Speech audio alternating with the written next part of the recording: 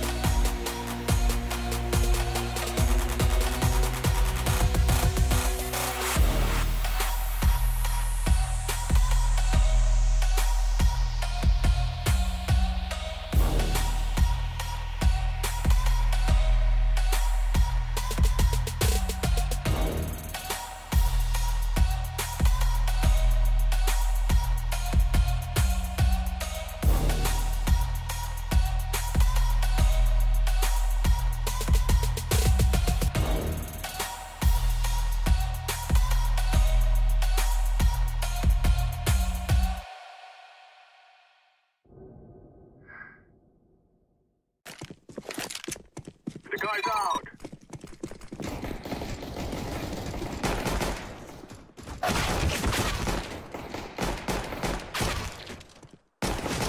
Decoy.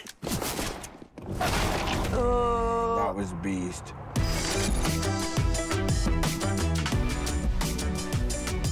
Game, record, and stream without compromise on Intel Core i7.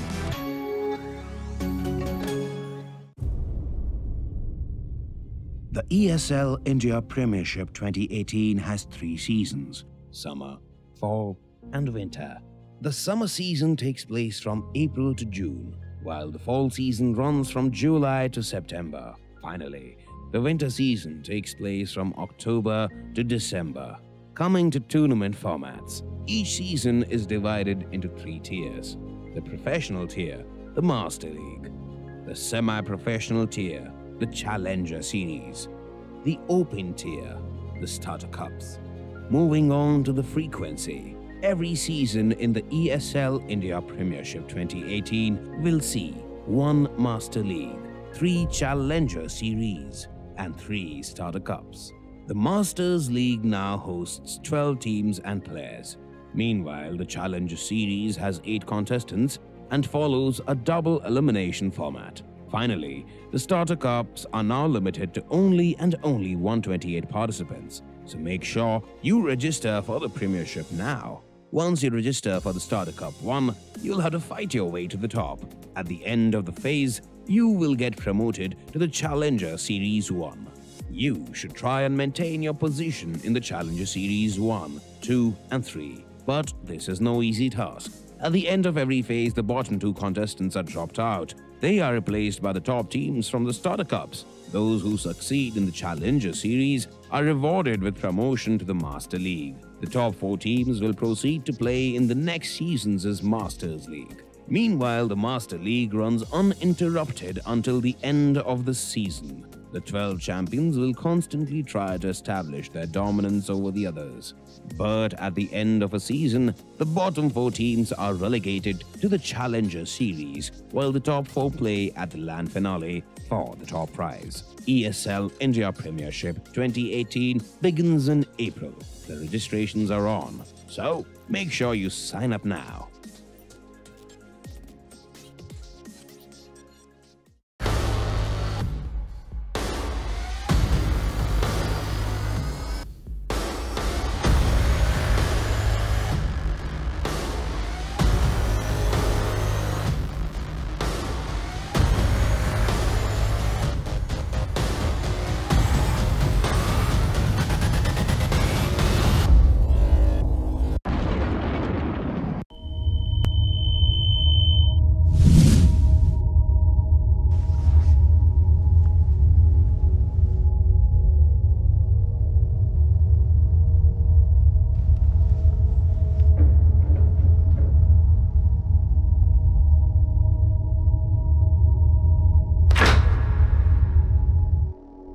Turn around 3 times.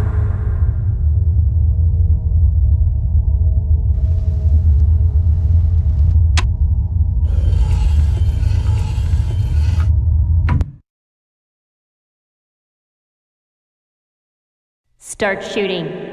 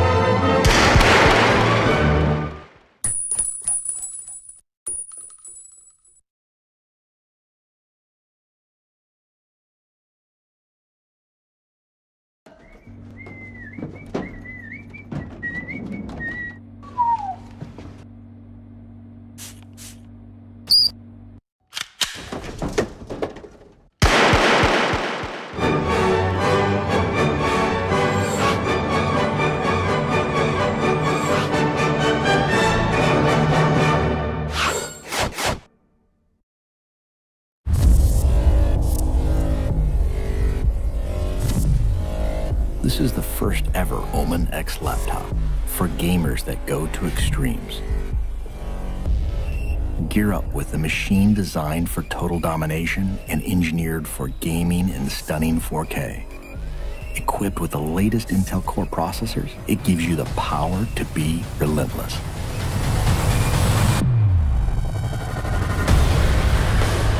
With a 17.3-inch diagonal screen and desktop-class graphics, you get maximum performance to be victorious anywhere.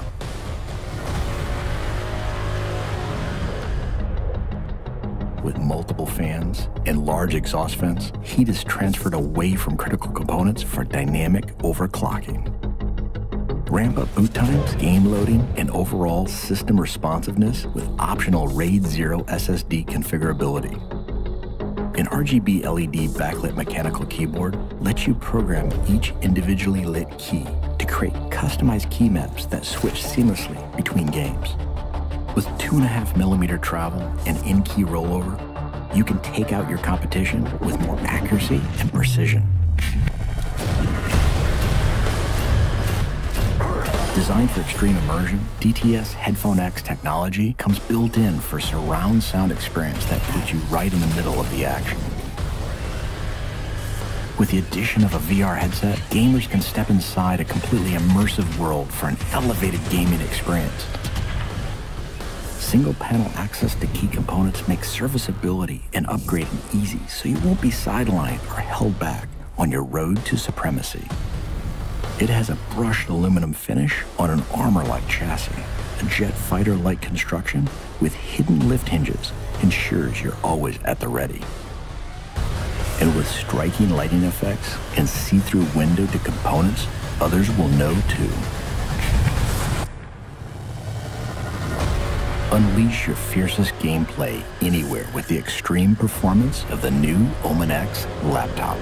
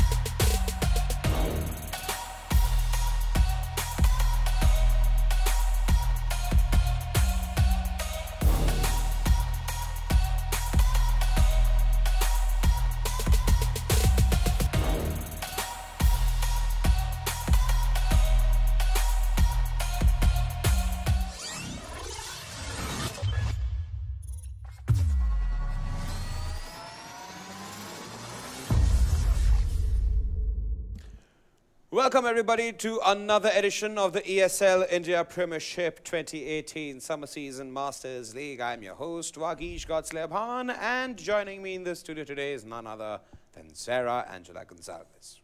Good evening. Good evening. How are you? I'm doing fine. I like your blazer. Thank you so much. Even though it's not a weather for blazers. No, I just wanted to wear one today. I was in the mood for it. Ah, formal occasion. Indeed, yes. Indeed. But ladies and gentlemen, another day of ESL India Premiership means that we have a fresh set of games lined up for you guys, be it Clash Royale, DOTA 2 or Counter-Strike Global Offensive.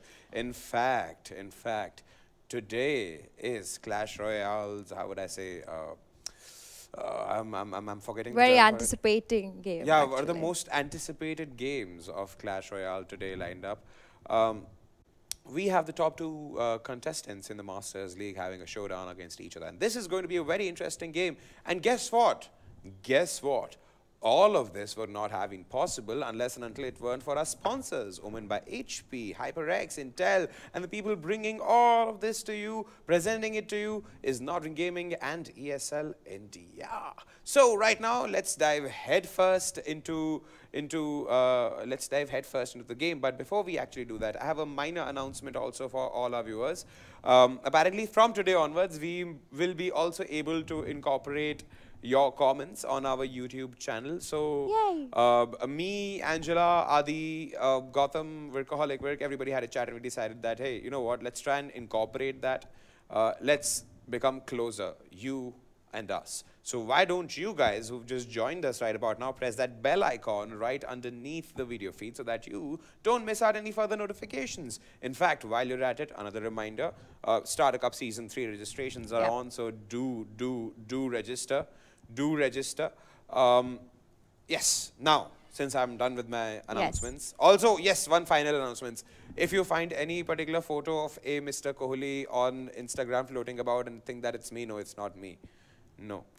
Moving on. Yes, the game today, Clash Royale. We have two very interesting peeps coming in. We have Arpan Krishnan against Suteekshan Beast Joshi. So let's first of all, let's take a look at the first participant here, Arpan Krishnan.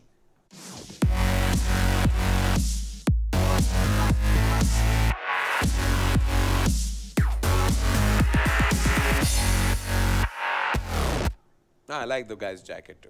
Yeah, and I think this guy, he's fantastic. He as of now sits on top of the leaderboard, and he's only lost one game till now, and that is to Seth. Of course, this is a very, very nail-biting game that he's going to be getting into because Suteekshan is just fantastic. And I'm really, really excited to see how these two are going to perform today. And I'm pretty sure it's not just you, Angie. I am sitting here. Our viewers on the other side are going to be sitting there anticipating, okay, you know, trying to anticipate who's going to win. Going to cheer for them. I'm pretty sure a lot of, how would I say, confetti is going to be thrown around in this match. In fact, let's quickly get to know the opposition here, Suteekshan Beast Joshi.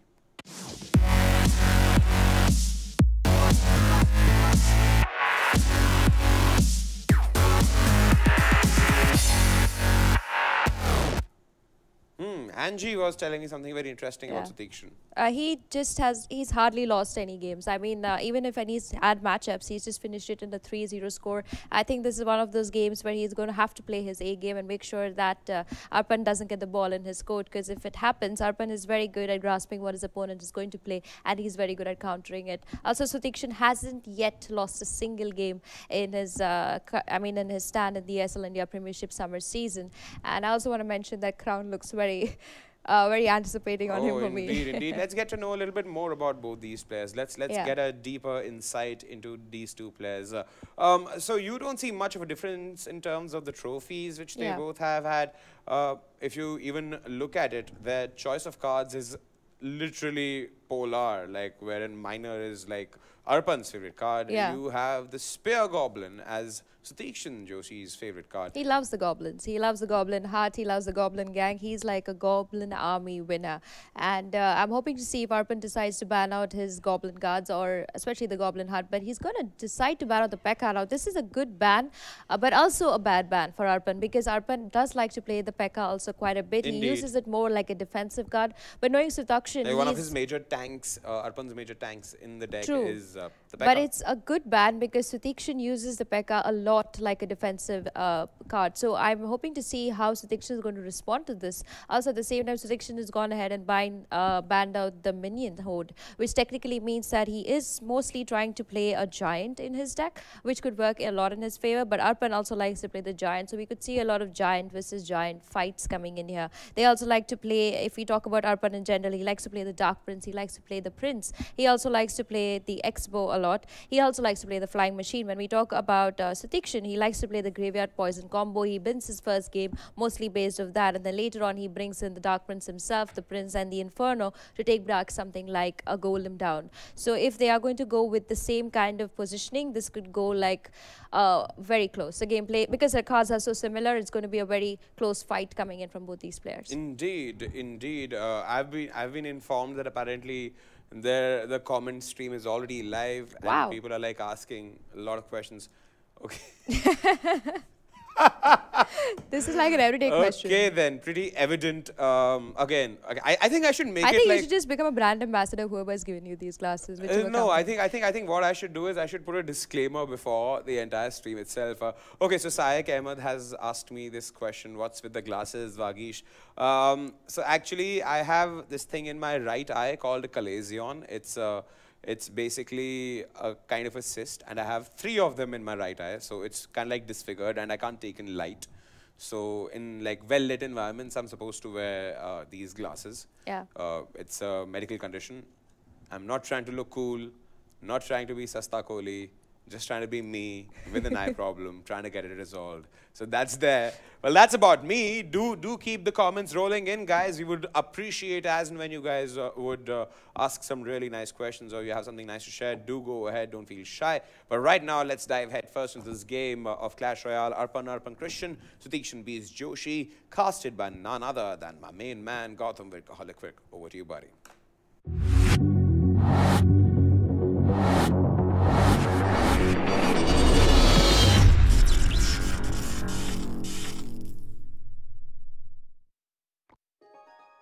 Back with another exciting game of Clash Royale today between the top 2 athletes that we have, and the map is none other than the Frozen map. This is from the movie called Frozen, but it's a little less violent than that. So interesting game here. So interesting athletes also. We have Beast and Arpan. Arpan currently sitting at the #1 spot. Right behind is Beast, who's actually not lost a single game so far. So Beast has, it's like a dead victory. He's not lost a single game, and Arpan has lost 1 game, but he's still set on the first thing. So if Beast wins this game, he will take the undisputed slot on the top of the Masters League. And if Arpan beats Beast, he will actually put the first loss on Beast's resume. He'll probably have like 1 loss now. He's been undefeated so far.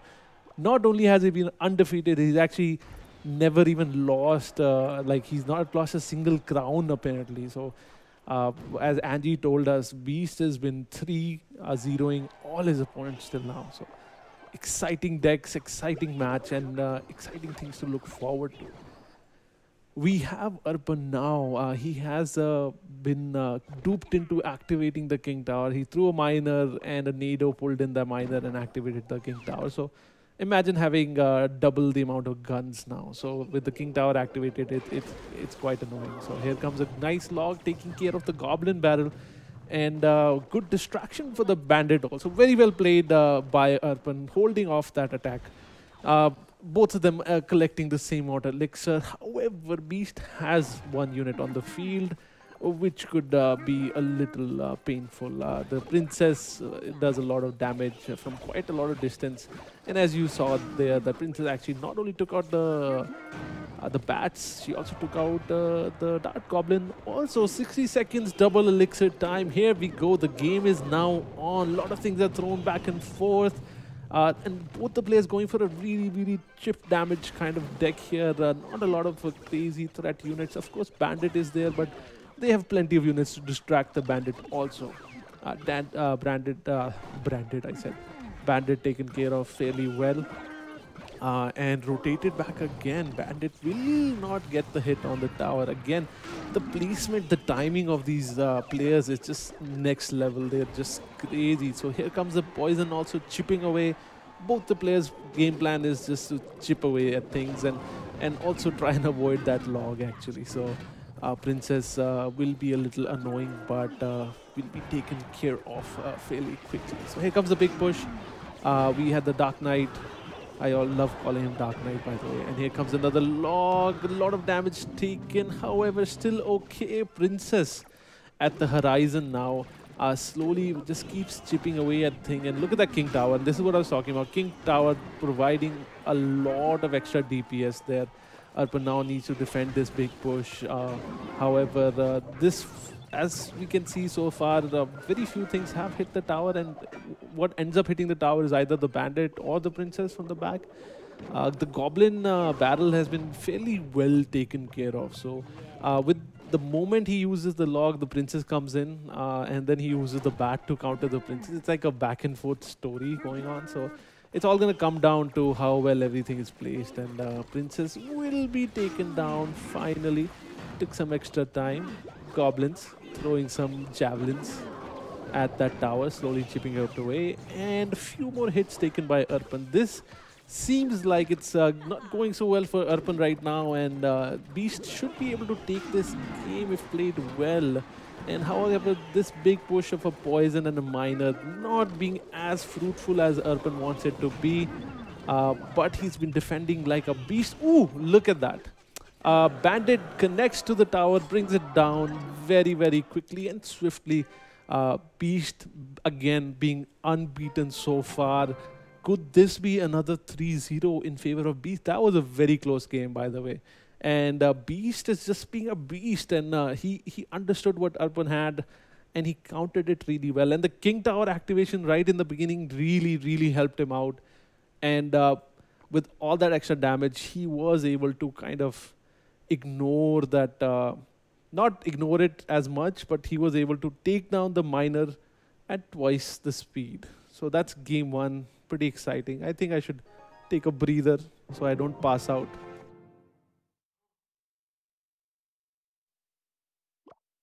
All right, game two, quick breather. We got a few seconds to take in some O2 here. So here is game two of this best of 5. Elixir Collector brought down, however, Poison put down in response. Arpan looking forward to putting down his big guns right in the beginning of the match. Here it comes. The golem, the big golem is on the field, and a barbarian hut, which is something that we've not been seeing a lot. Barbarians now coming out. They have a lot more HP than the goblin hut guys that come out of there. So they will do some more damage also and tank a lot more. Of course, it's a fairly... Ooh, he's actually gone for a spawner deck. He actually has 2 buildings. He even put down a goblin hut also. The Zappies also come out. They are going to be very, very annoying. But here comes a baby dragon for backup. Quickly taken care of that. But look at the distraction. The Goblin Hut has been a crazy amount of distraction. The baby dragon getting a lot of value out. Thanks to the rage. We'll be getting few hits on the tower also. Not bad, not bad. Both the guys played fairly well. Evened out few things.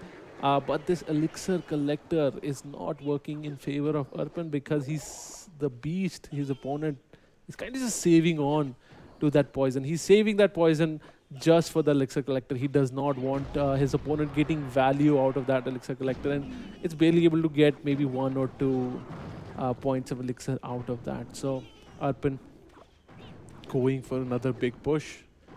And this game is basically going to come down to the fact like who comes on top during these pushes. And thanks to the fact that he's actually has 2 huts down, what happens is the moment he takes this golem down, there's a lot of units on the floor at that time.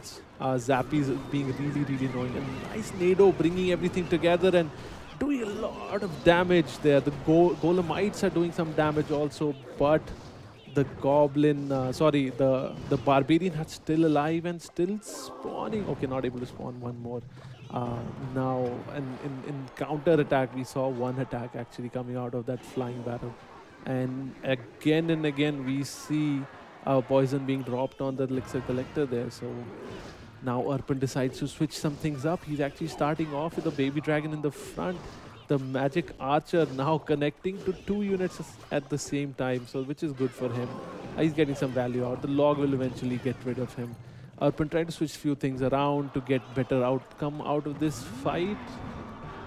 But so far he's been defending really well. And here comes another Elixir Collector on the right and another poison being dropped down. This is like a like a methodical game that's happening in front of us. So it's the same thing being replayed over and over again. But because of double elixir time, he actually has a lot more huts on the field. That means a lot more units will be spawning. Arpan now has a big decision to make in front of him. Why and what is he going to do? He actually used the Nado combo alongside the Baby Dragon. Baby Dragon quickly zapped away by the Zappies. He could be in somewhat of a trouble at the moment. However, the Lumberjack comes in for the rescue. And here comes the log clearing out all the extra unit. this game is now super duper into overtime, by the way, and double elixir for both these guys. Finally putting down the golem, which will be soaking up a lot of damage for Arpan, and Arpan can eventually drop down, which he does. He drops down the baby dragon. With the splash damage of the baby dragon, it does a fairly good job at clearing out all these units, and the Nado, of course, also helps out a lot. So, a lot of value coming out of that baby dragon. He's, you know, he's MVP right now. But the main issue here is the only damage that Arpan gets on his opponent's tower is that log. He's not able to get through. Is he pushing for a draw here? I think that he could push for a draw. Here comes the baby dragon. Will do some splash damage on a lot of these units, and look at them bunched up together. Baby dragon loves when people hug each other. He just loves throwing his fireballs at people in love. So some oops there. We missed that oops. I think it must be the flying barrel on the right hand side. But this game seems like it could go into a draw. There's a minute left. And Beast needs to... Ooh, look at that! Archer actually hitting the tower in the back also. Nicely placed Archer.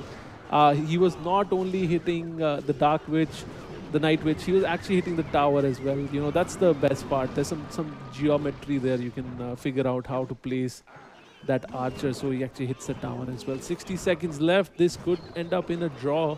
And I think some value Archer can come in right now and do some damage. Archer dropped down.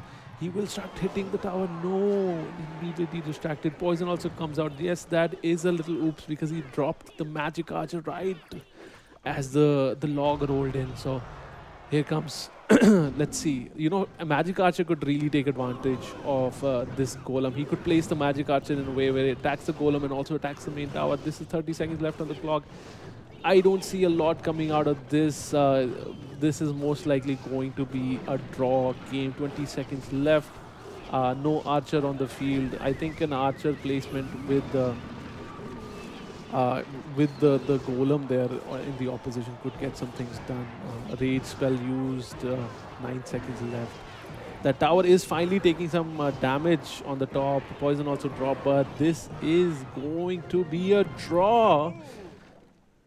Technically, Beast has still not lost a single game. He's not dropped a single game till now. And Beast is just playing absolutely like a beast so far. And it's just been a great experience seeing him play Clash Royale. This is great Clash Royale we're getting to see here about both these players. Jesus, made me change religion altogether. Just kidding. I'm not going to bring religion into Clash Royale. And this is game 3 technically, but it's a game 2 again. We're repeating the second game. Good luck coming out of both these guys. You know, a lot of respect coming in. And now Arpan decides to show his elixir. It always feels nice when the elixir collector is there in your deck in the beginning of the game.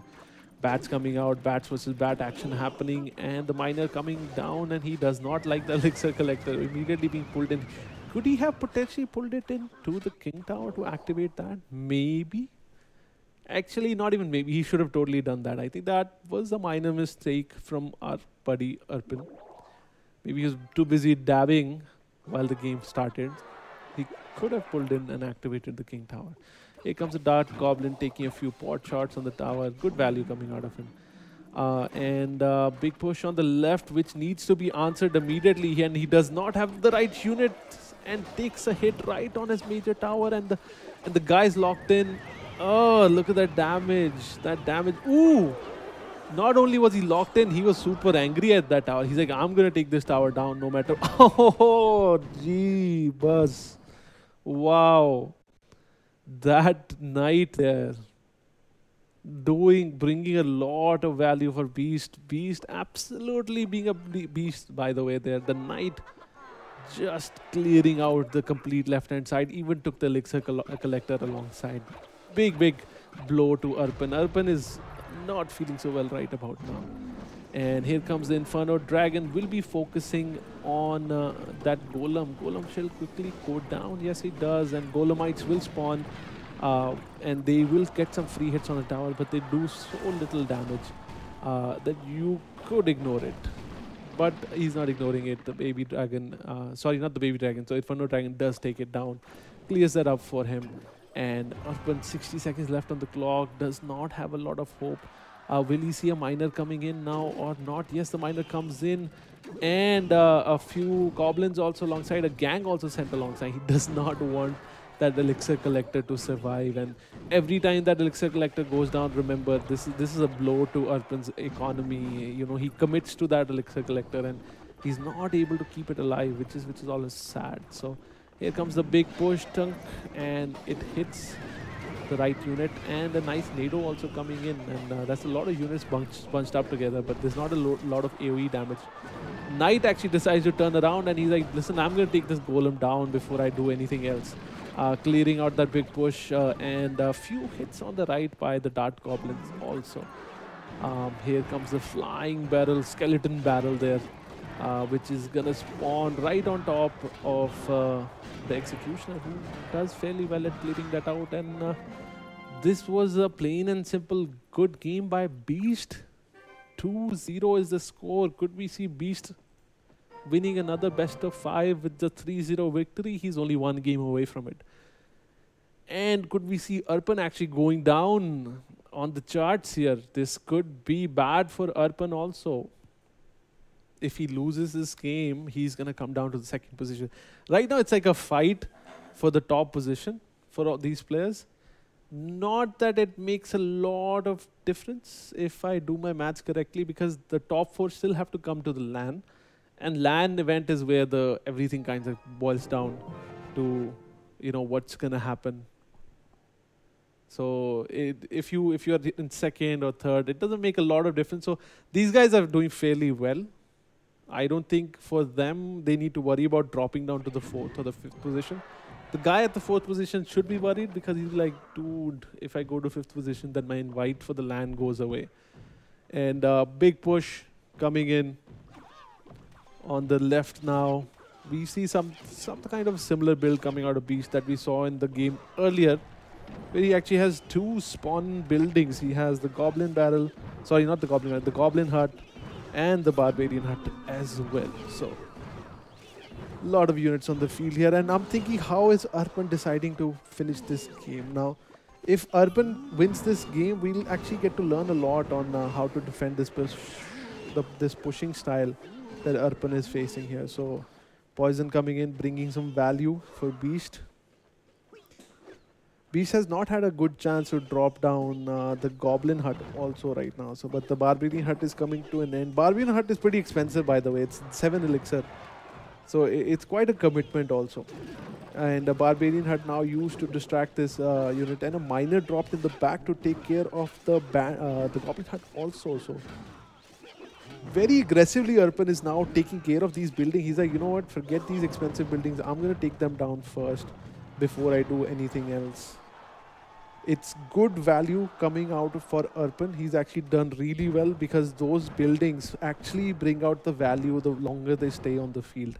Him taking those buildings down right in the beginning means that Beast has not been able to get the value out of this.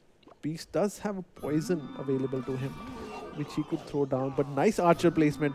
Archer, good thing he's not touching the King Tower, just few inches away from the King Tower. We probably would not like to activate the King Tower right now. The Ghost, not happy with that Archer, will take him down. Zappies cannot see the Ghost just yet. Now they will see him and zap him away. Good fun so far. Beast seems like he's in the control of the game, but we have seen Arpan really take down this deck, because he is now targeting the right things that he needs to target. He wants to take those buildings down as quickly as possible. Ghost doing its splash damage, getting rid of those units fairly quickly as well. Here comes the log. Ghost, look at that. Look at the lovely splash damage that he does. It's amazing, actually. Big push on the right now. Beast needs to defend against this. Puts down the Zappies. They're being a little annoying to the miner, but the Giant is punching the Princess right in the face there. Zappies being annoying to stop him there. So good game in that manner. So 3 minutes, we're going into overtime. Every single game, I believe, has gone into the overtime so far. These guys are absolutely crazy. This is the best of Clash Royale we have in India right now. And Arpan now being very offensive here and offense-oriented Actually, maybe my grammar is bad there. But he's throwing all he has on that tower, and I don't think Beast has a lot to defend against this. The Zappies, what does he have to defend against a miner being dropped in the back? And he is now giving up. I think this is going to be Beast's first on-paper loss, by the way, guys. And the poison now hitting almost everything there. So good game, and that building will go down. Finally, Arpan breaks through the defense of Beast and finally making him lose one game, by the way, guys. This is the decimation of Beast. By the way, this is not the end of this game in any case, because this is a best of 5 and the score right now is only 2-0. Finally, Beast gets a loss put on the board. Wow. This, you know, I guess the number 1 guy was the only one who was capable of bringing this down. So this is amazing to see that, you know, Arpan actually puts on a loss for Beast there. So 2-1 is the score. And this has been an absolutely blast of some games. This is best of 5, guys. Don't go anywhere. We have more games coming up right away. This is the ESL India Premiership powered by Omen by HP. We have our other sponsors, HyperX, Intel. And this whole thing is organized by Nordwind Gaming and ESL India. So let's right away get into the next game. Beast being... You know, Beast is finally facing some resistance here now. Arpan coming back from a deficit there. He was 0-2, by the way. Any game would have kicked him out. And the thing still applies, by the way. Arpan drops another game. He has lost this best of 5. Arpan really needs to close this game. He has the spawners also to defend against. He had the right unit to defend against the Hog Rider that came in there. So good for him. Tombstone, offensive graveyard now being dropped down. What's the answer? Beast has the log, brings that in to clear that out, but a lot more skeletons still coming out, and they are angry at the tower that we want to take this tower down. Well played and good game coming out of Beast. Beast not having the right unit, and he's given up fairly quickly. Actually, I don't know. He still has some hope to take this game. So, but losing that much health on your tower and knowing the fact that your opponent might have a poison also. This could be a sad affair here for Arpan. Now, the Ice Wizard doing a lot of damage there, bringing all these units together. Hog Rider will be able to get one hit inside, getting some damage in. Well played coming out of Beast. He's given up. He does not have the right kind of units to deal with this push. Puts down the armored skeletons there. They will clear this out also. Only a few hits taken so far on the tower. However, everything looks pretty smooth for Arpan. He seems like he's in control of this game. He has 1 minute and 22 seconds left. So he either spreads out his game or he defends and slowly chips away at the tower, which is most likely going to be the case here. The latter style is what's going to happen. He's going to defend, slowly chip away at his opponent. And the Tombstone is there, will spawn a lot of skeletons. And look at the amount of skeletons which now come out of Tombstone. Very close to activating the King Tower, not able to get that done. I think that would have been Sone Pe Suhaga, by the way. But that Suhaga just could not make it. So here comes the skeleton. The Royal Guards are there. They're trying to defend. The poison is also being put down.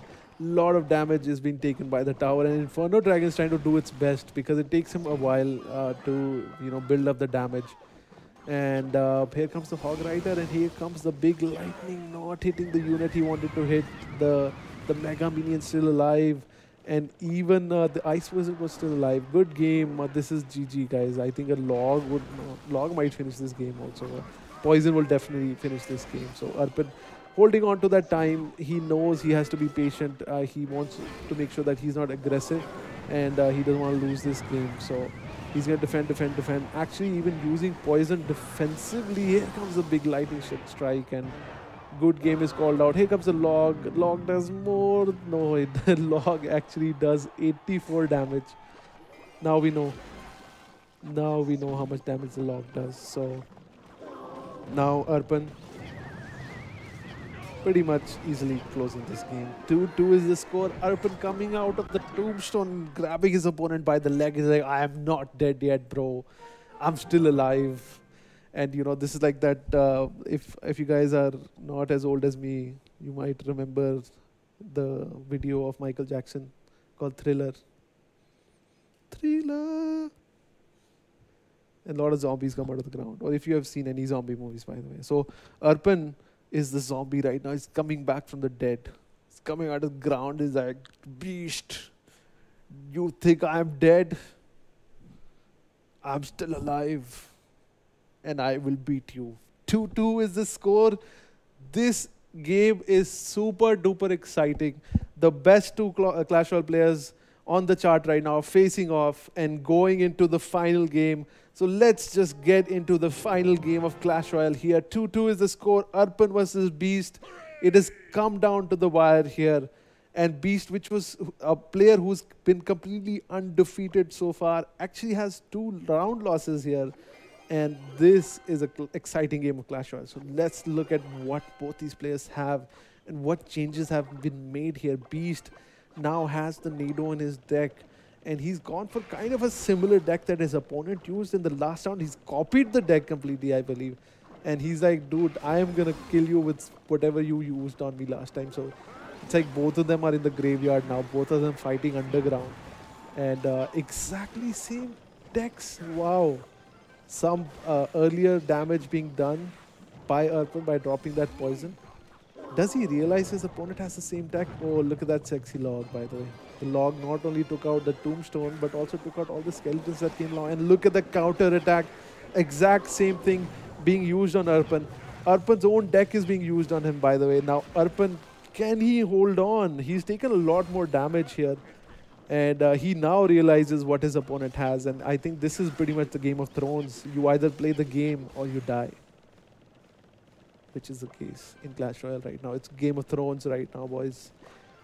Ladies and gentlemen, this is the best game of Clash Royale we've ever seen. This is best of 5, which is now in the 6th game, by the way, because one of the games ended up in a draw. And both these guys are literally dropping the same things on both sides. Yeah, this is an exact copy. Who you know, it's like when you see the celebrities on TV, who wore it better? This is the who wore it better. This is who played that deck better, by the way. And he's actually not able to get as much value out of the same thing that his opponent is doing. Arpan not getting enough value. And he is lower on the health, and the double elixir time will start now. And we will wait and see what happens. Double elixir time, 55 seconds on the clock. A lot of damage being exchanged. It's the exact same deck on the boards. Both sides have exact same ditto deck. The Ice Wizards are doing their best to kind of slow down that push. And both these guys are rolling around the same order elixir. A nice pull being done here. And a poison being dropped also. And this could be an... Oh, not getting enough damage in, by the way. So Beast actually put down his own poison also to stop that push. So all the skeletons there were taking damage from the poison also. So they were not able to spawn and do a lot of damage. So all the damage that Beast Tower took was only because of Arpan's own poison being dropped. And here comes the offensive poison. He's rotated back to that fairly quickly. And here comes the graveyard. And is he? Yes, he's putting the poison also. Here comes the log clearing out the skeletons, and the offensive graveyard also being pushed. So much happening in this game. And Arpan is clearly not looking like he's going to win this game. He's actually going to lose this best of 5. And GG should be called anytime soon, because there's not a lot of hope left. The tower is very low on health. And I can't believe how far these games went, by the way. This has been a crazy round of Clash Royale. And good game being called out. Arpan losing this best of 5. And Beast is completely unbeaten till now. He's not lost a single best of 5. However, he did manage to lose some rounds. And you know what? We have to give it up for him. He's undefeated so far. He's never lost. Is he 6-0 or something right now? Production, anyone who can? I don't want to see it. If you can just tell me. 6-0? He's most likely at 6-0 right now. Let me just pull up the stats. Yeah, that's fine. We look at Beast. No, he's 5-0 at the moment. And Arpan is on 5-2 because of this very game that happened right now. So this has been a great round of Clash Royale. And Thank you for sticking with me for so long, guys. This is Gotham Workaholic Vic sending it back to the studio to Angie and Bakish.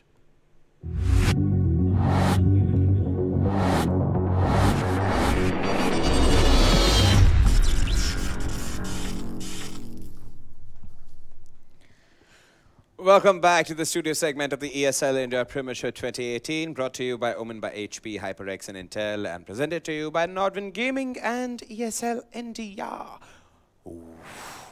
That was a long. I'm literally Congratulations on sweating. finishing that. I'm like, if you get this camera on, I'm literally sweating. This game went to 6 rounds. 6 this rounds. is. I have zero idea what to speak. What? It was. What? No. Well, at least the good part is Beast at least lost rounds. I was a little worried in between that he wouldn't lose a single I round. mean, dude. But I mean, coming just to bear analyzing this game, I mean, let's just talk about all of them separately. In the first game, we saw that they played their normal decks, which are the Goblin Gang, the Miner, the Poison, the Tesla, the Princess, the Bats, and then as usual, Beast played his Dark Prince and Bandit in a Tornado, which is a normal deck. But there, Arpan realized Beast's gameplay, and that is what mattered. In the second game, Arpan played his A game. He played his Golem, which he has not really lost a lot of games with. And with that, he even dropped down an Elixir Collector. But this is where Beast again charged into him. He had the Archers, Royal Ghost. He had the Goblin Heart, the Goblin Gang. He also got a Barbarian Heart. And I think this is the first time in the ESL India Premiership we have even seen a Barbarian Heart. And that kind of worked well for him. But at the same time, because he had so much defense against that Goblin Heart, against that Golem, he didn't really get an opportunity to get really, really aggressive. And I have to give it up to Beast. I mean, he took this game to a draw, and Arpan was trying so hard. He kept dropping. I've never seen so many golems dropped in one game. And literally, he had about 6 drops on that golem coming in the second game. And the third game, of course, by then Beast understood Arpan's gameplay. He was like, all right, fine. So he likes to play big cards. He likes to get them supported by smaller cards. And that's what he did. Again, in the third game, we saw that the Bats, the Executioner, the Golem, again came back in with the Dark Witch. But this time, Beast played very, very smart. He kind of got a skeleton barrel put into that mix. And that kind of helped because he realized that rather than pushing all the concentration down on one lane, let me divide the lanes. And when he did that, he kind of figured out a way to kind of deal with Arpan's ongoing damage. Also at the same time, return it with the trade coming into the second tower, not concentrating on the first tower, which kind of led him to win that game in a very beautiful way. But then coming into the fourth game, and I'm sorry I'm out of breath here because there were so many games. In the fourth game, we saw that Arpan made sure that he understood again what Beast's strategy was, and he was able to counter that beautifully well. He opted to go for the Miner, and he opted to go for the Musketeer, which are strong defenses against air and ground units. Because we did see in the third game, he went for a Skeleton Barrel, which was very hard to counter, and that kind of does a lot of chip damage without you realizing that it's destroying you. And in the fifth game, there was a complete new decks coming in from both these players. They went with the Tomb, they went with the Tornado, they went with Log, the Mega Minion, the Ice Wizard. The Ice Wizard has never been brought in, but they realize that the aggression of the push is so much that if they kind of drop in these Ice Wizards, they'll tend to at least slow down the push coming towards them and be able to counter it better. This is also a time where, you know, the Baby Dragon was seen. And the Baby Dragon doing a lot of splash damage there, making sure that no matter how many units come by, since he's doing splash, he'll be able to hold control. And that is what made Arpan win that game, because he was very understanding on what kind of concentration Beast puts into his deck. He doesn't really just concentrate on the pushing aggressive, and he also makes sure that his defense is very strong. But in the sixth game, we went back to something called, I call this the Suteekshan's deck, which is the Graveyard and the Poison, and he's never lost a game when it's come to this deck of his. He just places the Graveyard and the Poison, and then he kind of secures that even if I'm not going to get to your tower, I'm going to make sure your tower falls. But Arpan did the same thing. He also had the Graveyard available for himself, but it wasn't enough because he did not really put too much of effort into that push, which made sure that Beast countered Arpan's push coming in and not giving him much of time to kind of drop that elixir charge of the Graveyard at the right moment on his tower. And that's where you talk about experience, because even though Arpan is such an experienced player, Beast made sure that even if Arpan dropped that Graveyard, he had a good counter against it. But he also made sure that when he dropped the Graveyard, Arpan wouldn't have a counter towards that Graveyard. And that is why today Beast took this game, and I think it's a very well-deserved victory by him. Indeed, indeed. What an extensive game. In fact, if he can get the standings up, we'll get to see that Suteekshan has toppled over Arpan, who now stands in the second position. 7 games played and 2 losses registered there. Okay, then. Wow. Okay, and Saif Patel's literally behind him. If you look Yeah. at it, he's just 2 games behind, shy 2 games. And if he wins, Arpan's going to be in a very, very, very dangerous spot of losing his title position, because right now Suteekshan beats Joshi is undefeated with 15 points there. Also, Bukal, being the defending champion from last year, he's been playing some phenomenal Clash Royale in this segment. I mean, he's been using the bigger cards as defense, which has now become a trend with the new players who have come in. They kind of realize the value of using them. And if Bukal is able to do that just out of the box, I'm sure he's got a lot of great strategies till he reaches the next few games of his. Indeed, indeed. Well. These are the standings right now as far as the standings went. Oh, okay. All right. Let me remind you again, you can definitely go ahead, post your questions on the chat, and we would be more than happy to respond them as and when you post them. While you're at it, don't forget to press the bell icon so that you can subscribe to our channel and get notifications. Get notified each time we go live with any new game, or if you're joining us late, good way to put an alarm there. Also, apart from that, okay, Wow. okay then. Okay, Shreyas Chede has asked ESL India question for Vagish. Which is your favorite CSGO team from Masters? Okay, if Shreyas, okay, thank you for writing in. That's wonderful. You wrote in. Shout out to you, Shreyas. Well, if you ask me, I'm kind of like sad to say this time around. Because if you would have asked me last year, I would have straight off the bat said too easy. Yeah. But this time around, I think it's a brutality. I think it's brutality. I'm going to go with brutality, and I'm rooting for brutality as the top spot, as a title victory here this time around the summer season. Yeah. I presume Adi also. Is rooting for brutality. Of course he is. I mean, of course he is. There's no question there. There's no doubt about it. But if there was any other team I would root for any time of the day, no questions asked whatsoever, Entity Gaming. My boy Simmer said he plays for them. I will root for them no matter. They are like Apna team. They're like Apna team. They're like Apna They asked which is your favorite team, not which team is going to win. Oh, but then again, brutality is my favorite team. Like if you ask me all-time favorite team from all the Masters, I have to give it to Risky Gaming now, Yalla Esports. I have to give it to them. All right. Like their favorite team from Masters. Well, that sums up our Clash Royale segment here. We'll be back again with some really great CSGO. So don't go anywhere. We'll be right back after this short commercial break. This is the ESL India Premiership 2018, brought to you by Omen by HP, HyperX and Intel, and presented by Nodwin Gaming and ESL India.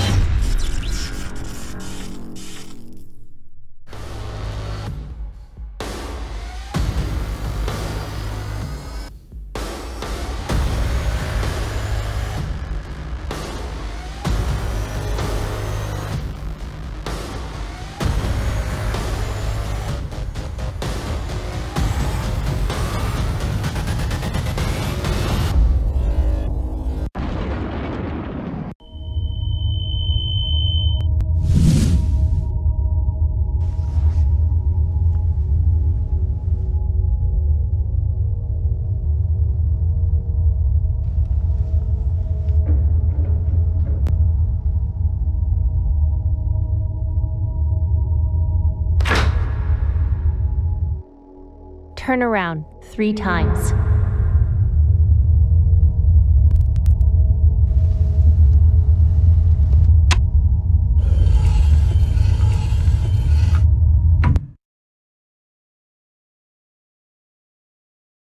Start shooting.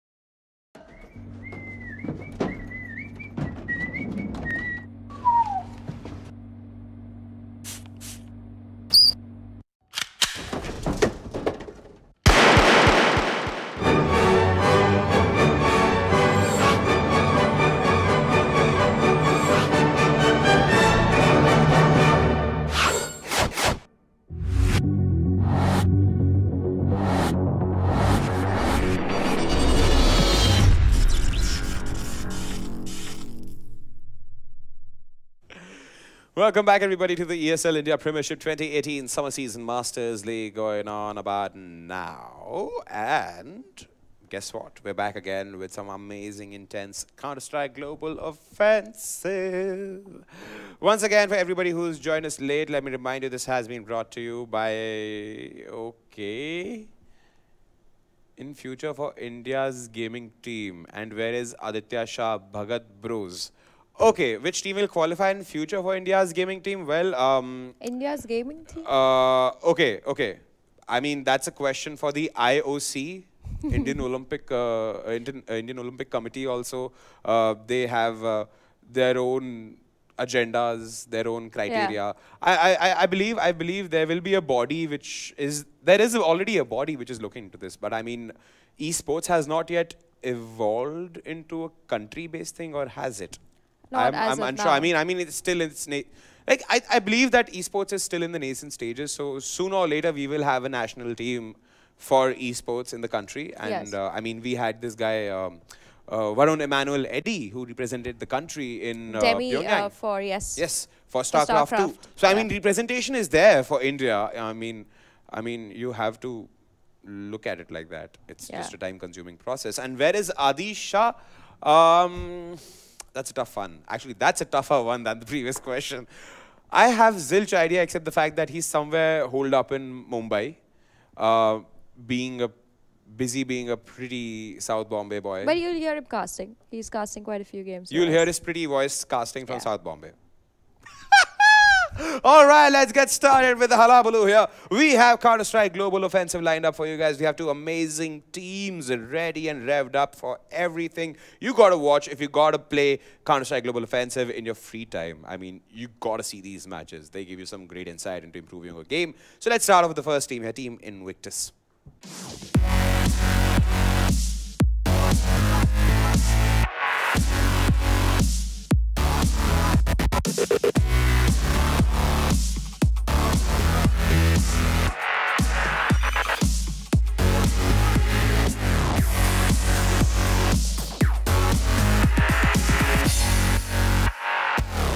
All right, that's Team Invictus there. Old brand, new faces, if you look at it.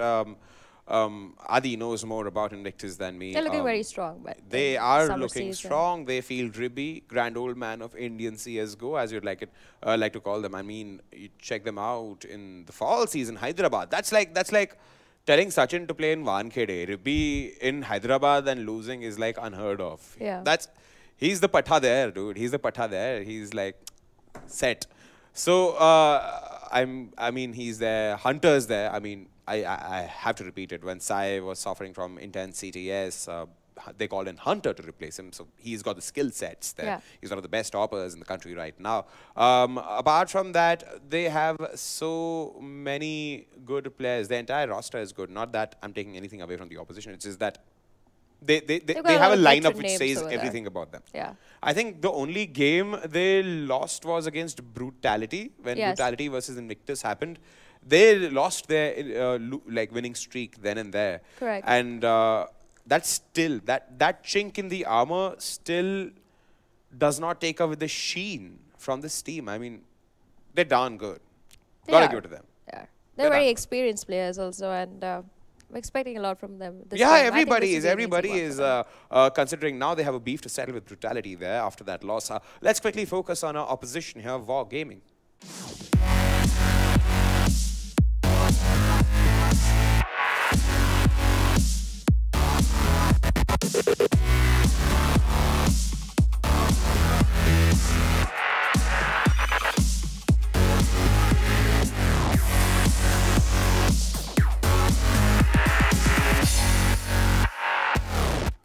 All right, that's War Gaming for you guys. Another interesting team. In fact, if we bring up the standings right about now, we can get a clarity on how all the teams are reeling up, because War Gaming is right now in the bottom. Yeah, it is struggling. This is literally a first position match versus the 12th position. War Gaming have done their horse's share of games there. They've lost 6 games. They've won 1 game. They've secured 3 points out of it. Sadly, but if you look at it, I mean, they've got only like 4 games remaining for themselves, and even if they secure all those points. Yeah, and they have to win all those 4 so that at least they can somehow get towards the higher rungs. And I mean, if any of the teams are on the 7th, 8th, or 9th position underperforms, or like they have a lot of mistakes in the game, then I believe so that maybe even SRA, they have played 10 games. What if they lose the next 2? So still, somewhere, they can somehow make it by the whiskers, as I'd like to say it. Yeah. But this looks like a pretty bleak game to me. Not to take anything from Wargaming or trying to like undermine them. It's just that it will look damn bleak for me because Invictus is literally a pretty strong But it also team there. comes to say that a team like Wargaming is a team that basically when they enter a matchup against Invictus, even if they do not win, they are learning every day with so much experience. And even I can make out that they have played 7 games till now. That means that they are very into about playing and learning from each game. And that's also another thing that we got to take from the ESL India Premiership, that you get to play against the best. And you are among the top best. You are among the 12 top teams in the country. To be sitting there, to be able to play against all these other 12 is brilliant. True. Indeed. In fact, while we were discussing this, we had a question which came by. Which rosters would be in the dream team according to you? Okay, I have zero idea which team you're talking about, if you're talking about Dota or CS for that matter. I think he's talking about CS. If you're talking about CS, are you talking about like a national team or like my dream team? Just the 5 all-star players that you would put in one team. I mean, okay, so I have the apt answer for that. I think, buddy, you should stick with us till the winter season finale, because when that finale ends, I can give you the dream team. I can give you the roster. Because trust me, when you come to the ESL India Premiership Masters, you get the best, the creme de la creme. It's like, that day I cracked a funny one with Gautam Workaholic when I said, this is like the IIT of ESL India Premiership. like, trust me, you've got to be that good to be here. That's true. Right? So, then, winter season finale is when I'll answer you, buddy. Right now, the map pick Vito's out here. We are going to see a Mirage getting played upon today. We have a Cash Dust to Overpass ban from Invictus, Furno Train Nuke ban coming in from Wargaming. This is a total... This is very evident. Remember what I said last time, Angela? Between a Mirage or an Inferno, the difference would be either a strat-based game or an aim-based game. Yeah. This is going to be an aim-based game. War will try to play to their strengths here. Try to get in some good shots, try to get some revenge frags going in there. So we would be really very interested to see how this game goes, considering we have seen an Intensity Pune 5 beat one of the top teams yesterday. I mean, wow, that's a start. Right now, what's going to start is CSGO, Aditya Adisha, Fetishman Pradhan, all set. Over to you, boys.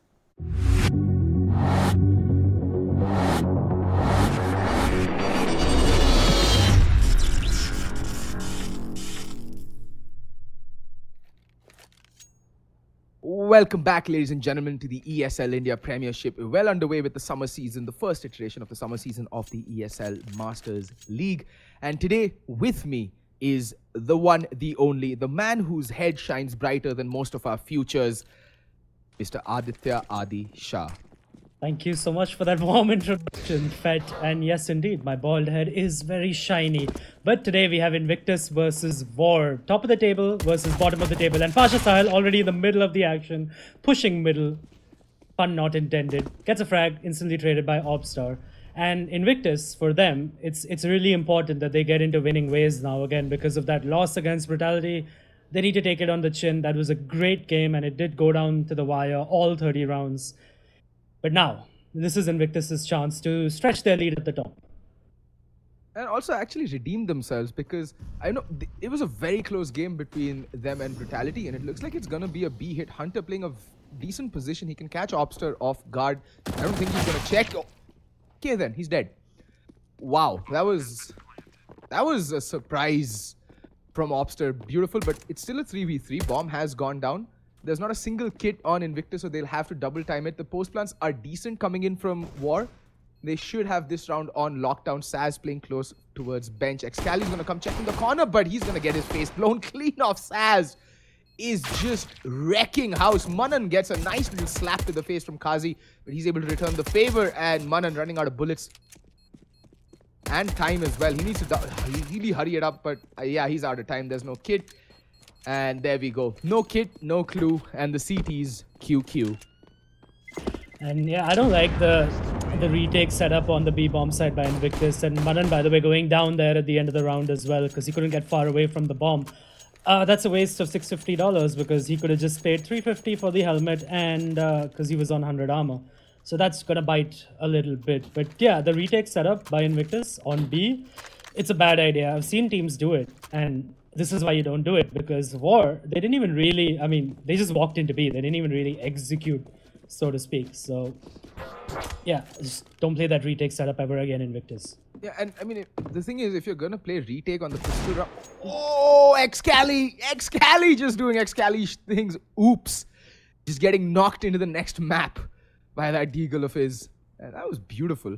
But yeah, as I was saying, if you're going to be playing retake on Mirage, on pistol round, I'd rather you do it towards the A bomb site like Cloud9 does it.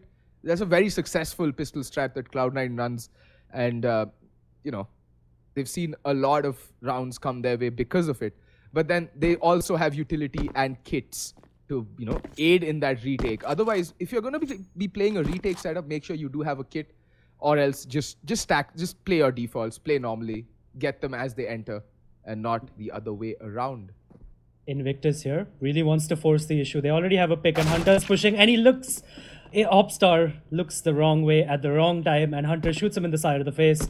And if Hunter actually would push up a little bit more, he would actually have discovered the C4, but he's not going to do that.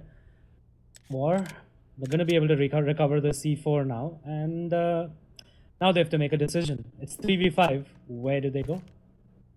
I mean, see, they still have the weapons advantage. They have 3 rifles on them. And Invictus still playing very scattered, a very default setup. Pasha Sahil is going to spot a lot of players out and get Molotov out of position. Hunter moving up B shot. Excali just continuing his reign of terror. Hunter spots both the players. He's playing the edge of the smoke. He's playing it very well. And he's going to find the final kill as well with that Mac 10. And Hunter and Excali single-hand, they shut that round down. Full house of frags between them. 3 for Hunter, Excali with brace.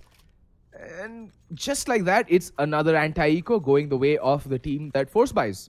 Adi, yeah, and I think it's time for a new analytic from you, wherein you actually crunch the numbers to show how poor Indian teams have been at adapting to this, you know, to their counter force buys and the counter eco buys. Because it's been shocking, to say the least, to see the number of rounds not swing the way of the people with the guns.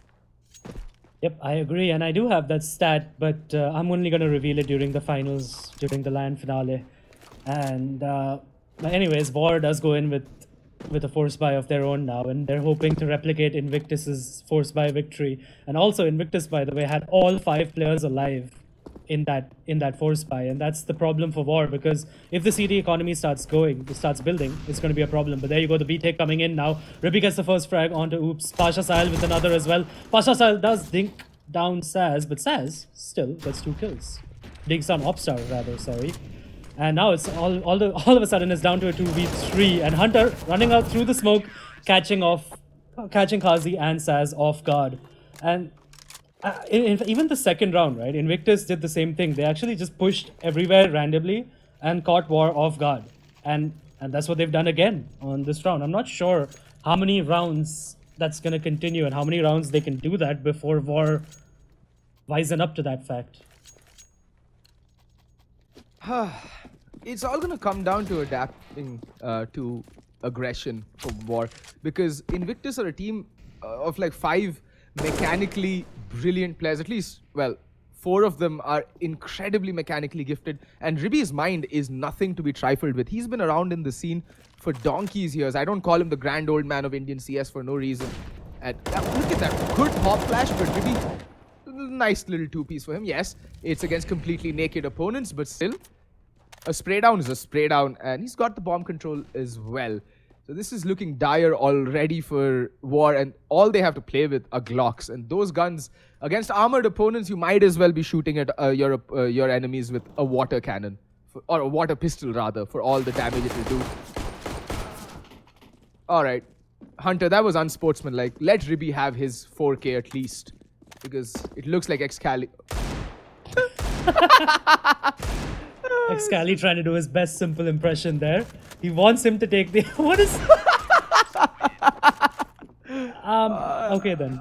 That's BM at its best, right? Isn't it? But this is good BM. This isn't like graffiti and teabagging and things like that. This is basically like, I know where you are. Here's the AK. Try to kill me. And yeah, I don't think he's ever going to do that in a gun round though. Yeah, I doubt he'll be doing that. Like, actually, do we really know what Excali is thinking at any given point of time? Because he's one of the most unpredictable players I've ever come across. You know, to have emerged from one of the most unpredictable scenes when it comes to traditional Counter-Strike being played. Talking about unpredictable players, by the way, Marzel is also one of those players who's unpredictable, right? But eventually, in Entity and things like that, he changed. And he doesn't play that way. And I don't think the new style that he has suits him very much. But yeah, that's a topic for another day, maybe when we have Entity playing. Yeah, now it's a gun round coming in by War. They have the buy and finish. Spots Manan just over the smoke. And Ruby's trying to get that trade frag, desperately trying to get the... And he does, in fact, get the trade frag onto finish, finally. And it's bound back down to a 4v4. And Pasha Sahil, somehow, somehow he's found himself backstabbing a team, backstabbing at middle. I mean, again, this is War not accounting for the aggression that Invictus, the aggressive style that Invictus likes to play. Like, Brutality was very good in shutting it down, but War just haven't done their homework. Now it's down to a 1v4, and Pasha Sahil, he's not going to miss those. He's just going to lap up that kill onto Obster. And Invictus they're in cruise control right now. They have all the money under the sun. Manan, the only player who's looking a little iffy on the monetary front. But the money is good. The plays have been consistently good on Invictus so far. And War, they're staring down the barrels of another eco. And they can't even afford the armor right now, even though they will be on max loss bonus the next round. So they've just gone with upgraded pistols. They're going to go for a full buy the next round.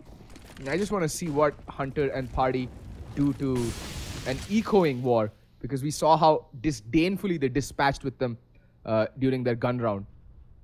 Yeah, War is setting up for a full A execute actually, with a couple of flashbangs as well. And Hunter, he might be caught off guard, but nope, not anymore. Saz plays his hand too early, and Hunter, he so badly wants to push, and then his teammate comes and throws the smoke. He's like, no, stay back here. You're not pushing anywhere. And Hunter is going to get a kill on Opstar, but Manan has been traded off elsewhere. Excali with another frag as well. Hunter's been dinked down by Oops. He gets taken down, in fact, as well. And now Excali is stuck between a rock and a hard place because he has two angles to look at. If only War knew that there's only one player in the A-bomb site right now. And War. Excali, there, finally, War is actually has smartened up to the fact that they're keeping on aggressing. And they do catch Excali off guard, and Oops now on the side. Molotov out of position and back down to a 2v2. And it's been a great round for War already. Kazi dying in that Molotov. The push coming in by Pasha Sahil and Ruby. And Pasha Sahil does manage to win the 1v2 at the end. That was way too close for comfort. And I like Invictus. I mean, I honestly like what Invictus is doing. They're playing aggressive. But I think after you get the first pick, you don't need so many more. I don't think you need to keep re-aggressing. I think that's their mistake right now. The first aggression, the first bit of aggression is perfect. But after that, just chill out, fall back to your sights, and, you know, hold it. I mean, this is something I think that will come with maturity. Invictus is, apart from Manan and Ribi, they're a very young team. And, you know, it's the hot blood of youngsters. They just want to aggress. And look at this right now. Saz is holding the angle. He needs to be careful. Well, it's Hunter who takes one in the knee and goes down. And Pasha still holding that angle. And Saz is just going to have no problem dispatching off with that B defense. Finally, War smartening up to the fact that Invictus just likes to push. And, well, if you're not going to give your opponents respect, War is like, we'll take it from you. And that's exactly what they've done so far in this round. But now it's... Alright, Saz with a triple kill. Excali at least picking one back, but Saz still alive and kicking. And he's not one to go down easily. And look at that, Saz single-handedly drawing the entire rotation out. And the bomb is making its way towards the A bomb site. The thing is, money is okay for Invictus. they can go for another proper buy considering the fact that they kept so many players alive in those previous rounds. And there we go, Manan finding Saz, not taking any damage. Brings it down to a 3v2. This is still doable for Invictus, by the way. It's not out of the realms of possibility. And Excali, I think he spotted Finish's scalp, and he needs to be careful. Excali is a master at handing out brand new haircuts with that AWP of his. Yeah, they're going to go for this retake with an AWP and an AK. Well, with just an AWP now, it's not really going to be doable. Excali is just going to try to do as much economic damage as possible. Instead, he wants to actually rush in and do that economic damage and try to bunny hop his way into Kazi. It's not going to work out. Kazi will take him down. But that's a very expensive victory coming out for War. They don't have much money, and that was Excali's job right there. Making sure they're keeping War honest, keeping their bank low. And now, Invictus can buy up again into a double op setup. And if they do win this round, they're going to completely reset War. And I think that may just have been the plan.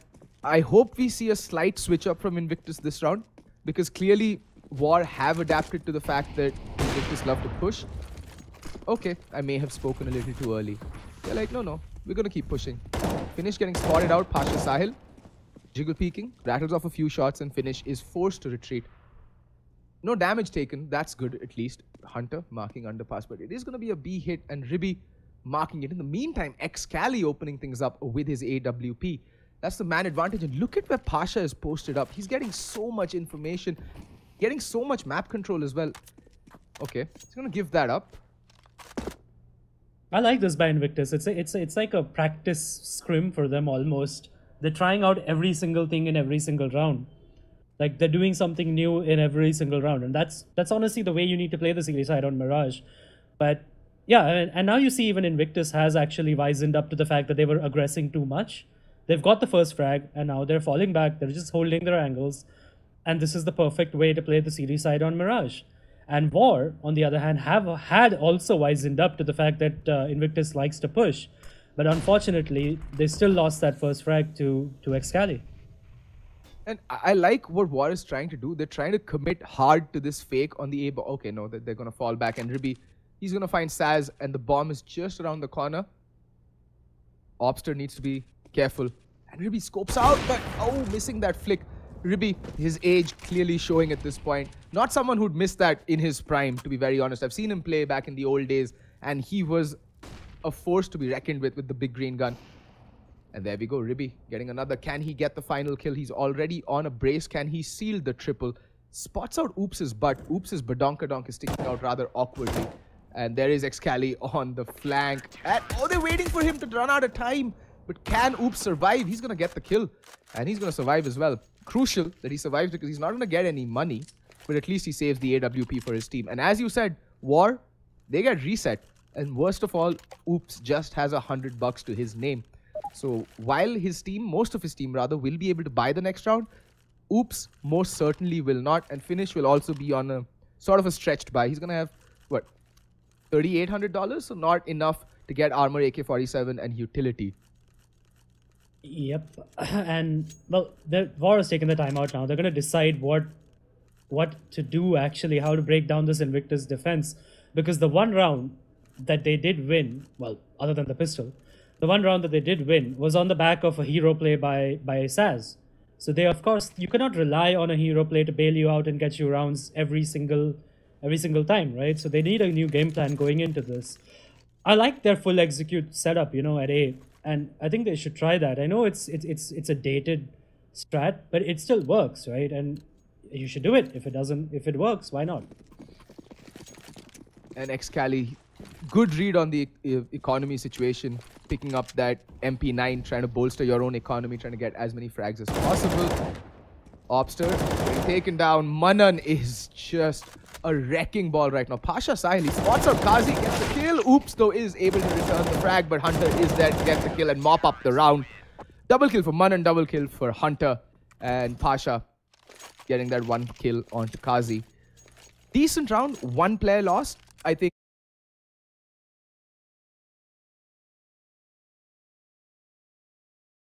and play some Farmville in that eco round. He's not going to care that much, though. He still has his AWP now.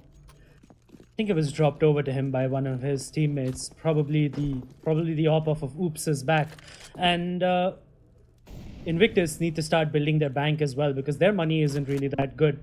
And it does look like War has adjusted and they're just going to bunch up and try to hit the A-bomb side, which is, I like it. It's a different, they're trying something different, right? Instead of just sitting and on their defaults. And look at where Pasha Sahil is, by the way. It's already pushed up to TV room. He's going to get punished by Kazi for that. Finally, War have adjusted and Invictus being punished for being overly eager, overly aggressive. I mean, I think Excali's position is going to be the linchpin if War do decide to hit the A-bomb site. We do see Obster creeping up from Palace. Will Excali have the patience to keep marking this angle? Because once the smoke starts raining in, Excali will have to start worrying about his backside as well. This is a very retakey setup towards the A-bomb site. And with 55 seconds left on the clock, truth be told, War can actually go anywhere on the map. So nothing's decided. It's just Invictus have put the fear of God in War right now. They just do not want to fall prey to any of these random pushes that have been getting the better of them round after round after round. There you go, the full A execute coming in by War, and this is what the doctor ordered. They needed to do this, but the only well, Hunter through the smoke. Somebody whacked this man right now, and there you go, Excali not checked, 2 frags from the apartments, and Hunter as well with 2 frags of his own. And now Kazi with the backstab onto Ribby does get Manan as well, but he is overwhelmed. Hunter and Excali just with all their frags to their name, shutting down that A execute. And I like that by War. I mean, I hope they're not disheartened by the fact that they lost that round.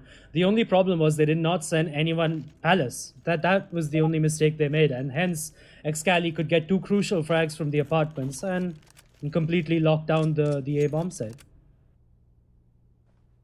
Yeah, and like I said, Excali's position, again, crucial.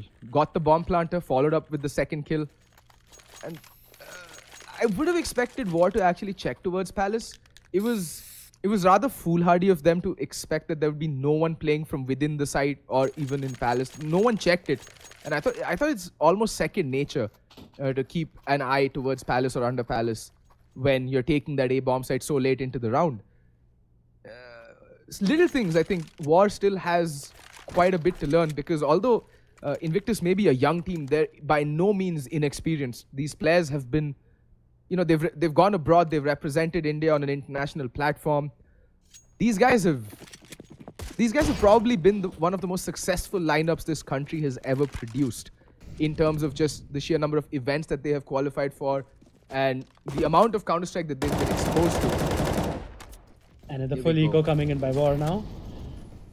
Hunter dies to a P250. And Pasha Sahil as well. The B rush somehow working out for War. This should not be happening. But welcome to... Ribby finally does get the frag on Oops. Shuts down his reign of terror. Did Ribby forget to buy armor with 7,000 bucks? Yes, he did. Wow. Doesn't matter. He's going to get the kill regardless. And now... it's down to Finish and Saz with a 2v2 Excali. Wow. Well, now the fact that Ribby doesn't have armor might just come to bite him in the ass, because he is in a 1v1 and he's going to smoke off the bomb, pick up the kit, and he's going to try to stick it. Can't find the bomb. He can't find the bomb. Turn the helper on. Ribby. Just turn it on. What?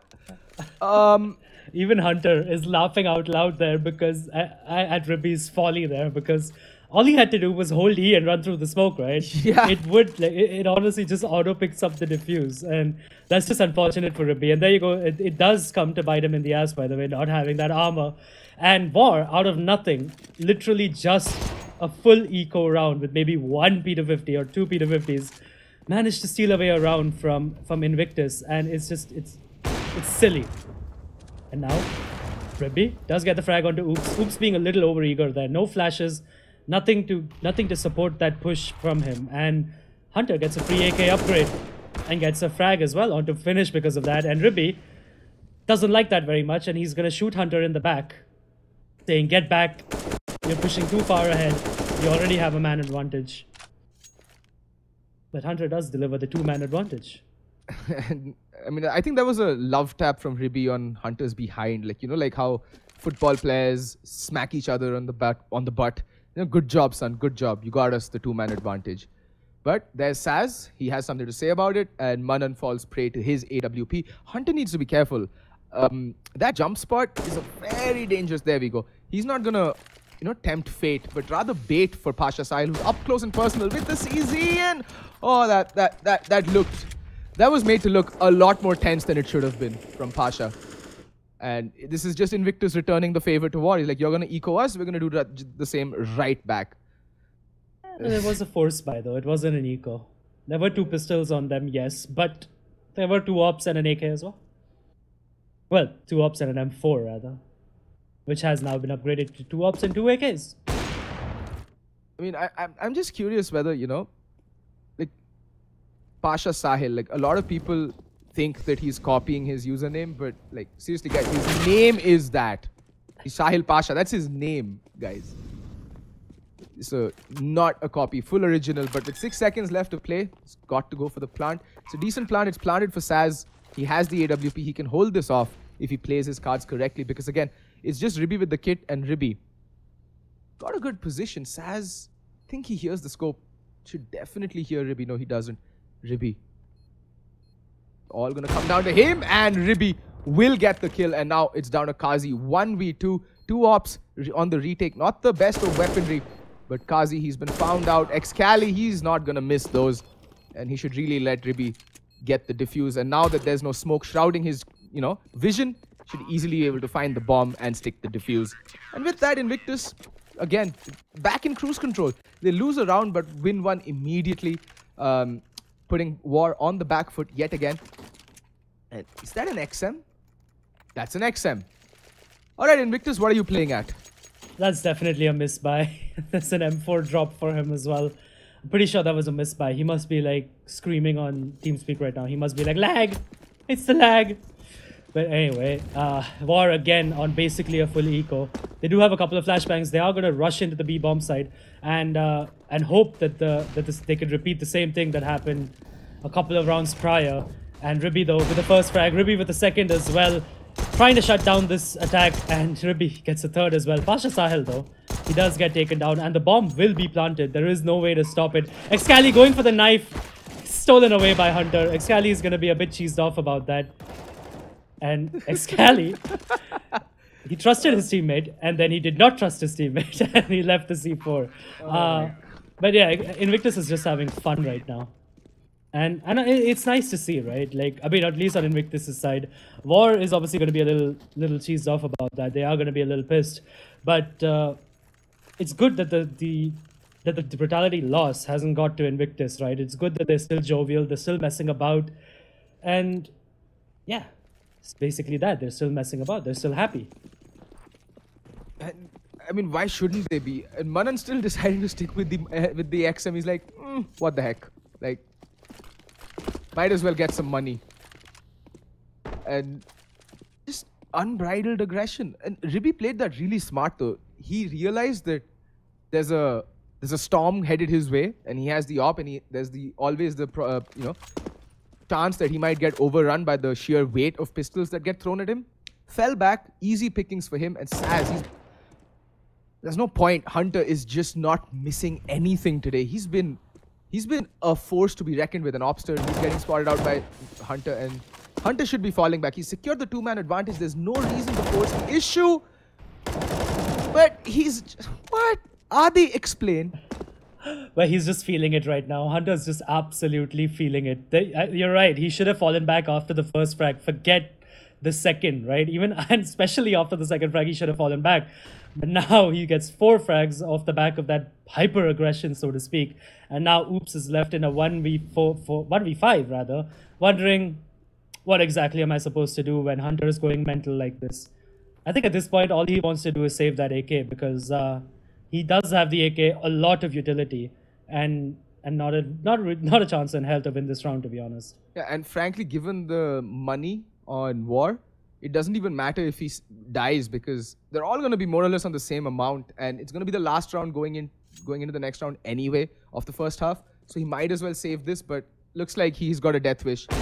And Ribby is going to shoot him where it hurts the most. With the AWP, that too. And just casually glide on over to his dead body and switch his weapons. Wow. The thing is, War, I mean, a better team would be able to break down this Invictus defense, to be honest, because they're hyper-aggressive at middle, right? All you need to do is well, Brutality likes to call it the Renegade smoke, but it's the jungle smoke, right? All you need to do is the jungle and the connector smokes and the CD smoke and rush into A. That's it. Easy peasy. You'll get only one defender there at max, and you'd be able to win. But instead, they want to fight the middle. And again, Hunter is waiting. This time, he does fall off, and that smoke is not going to go where he intended. And it's the fast B play coming in, the fast B shot play coming in, but Hunter does get a frag through the smoke. Pasha Sahel now, the lone defender on the B bomb side, he is overrun. And all of a sudden, War have a chance in this round. 3 players on the bomb side, and Invictus have to retake. And oops, has been spotted out by Ruby. The call does come in, or, well, I'm not sure if the call came in there, but Excali was aware, eyes in the back of his head, just like Salman Khan. And now Finish is left with a 1v3. Does get one as well, but that's about it. I hope that was the correct reference, by the way. I have no idea about Bollywood, but yeah. I think it was in the bung, right? Where Salman Khan wore the... We'll let that slide. The sunglasses at the back of his head. Let's never talk about it again, Adi. Like, ever. Ever. But it's better than your Hunter song. Listen, my Hunter song is special. Okay? Just like you. You know, it was so special that there was a time that Hunter actually considered changing his moniker. Because I kept singing that for him while casting. And he's like, yaar, tu chup karna yaar, kyun? So there you go. Nobody wants you to sing that song ever again. But that is true. Invictus singing the songs of victory right now because they are 12-3 in the lead. Wargaming really need to win this pistol round. And Finish does give them the best start possible, killing Hunter right off the bat, and he is the top fragger as well. But Manan does pick up Saz elsewhere in the map. And now it's down to a 4v4. That advantage just goes and oops, team flashed. That flash actually wouldn't have flashed any terrorist, just the counter terrorist. It wasn't a well-placed flash. The peak was timed, I feel. But, you know... Okay. Pasha Sahel whiffing with the deagle. And all of a sudden, War does have the man advantage again. I have no idea, by the way, this pistol round coming in by Invictus. They're just poking and prodding all around the map. And the C4 is alone at B, and they have connector control now. And Finish with 2 lovely one-taps on Amanan and Ruby as well, completely shutting down that connector play. And now that leaves Excali in a 1v4, a deagle and a dream. If anyone can do it, he can, but I don't think he will. I understand what Invictus were going for in the sense that they were not going for anything in particular. They just wanted to see how, you know, if they're feeling it with the deagles or not. I'm pretty sure that was their rationale going into that pistol round. Ki, chalo, kuch tufani karte hain. And, well, didn't pan out. Hunter does take a bullet for his teammate though. He gave up his life valiantly in his effort to protect Excali. Caught that bullet with his face. But unfortunately, Excali unable to repay that life sacrifice. But I mean, they won their force buy on the CT side. Can Lightning strike again twice in the same map is the question on my mind. Saz with that scout marking towards B. He's gonna hear this whole thing and he's to be careful. That was a bit of a hard in the mouth moment there for Saz. He got stuck on the scaffolding and could have easily been shot because the smoke hadn't bloomed yet.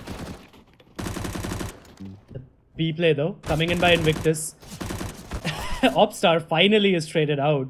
And again, just like War, Invictus find it really simple to just walk into the B bomb side with nothing but pistols and take it. It's just literally take it. And now War have the difficult job of retaking 3v4. And Ribi does get the frag onto Saz, but Kazi with 2 frags of his own, he's traded out by Pasha all of a sudden, and now it's down to a 1v1 finish versus Excali. But Excali with the 1 dig will say, no son, this is mine, and with the spray for good measure as well, with the graffiti on the dead body. Just there you go, Excali things. You're right. I think, you know, last year you coined the term #spanked. I think this may qualify if the scoreline still reads like 16-4 or something.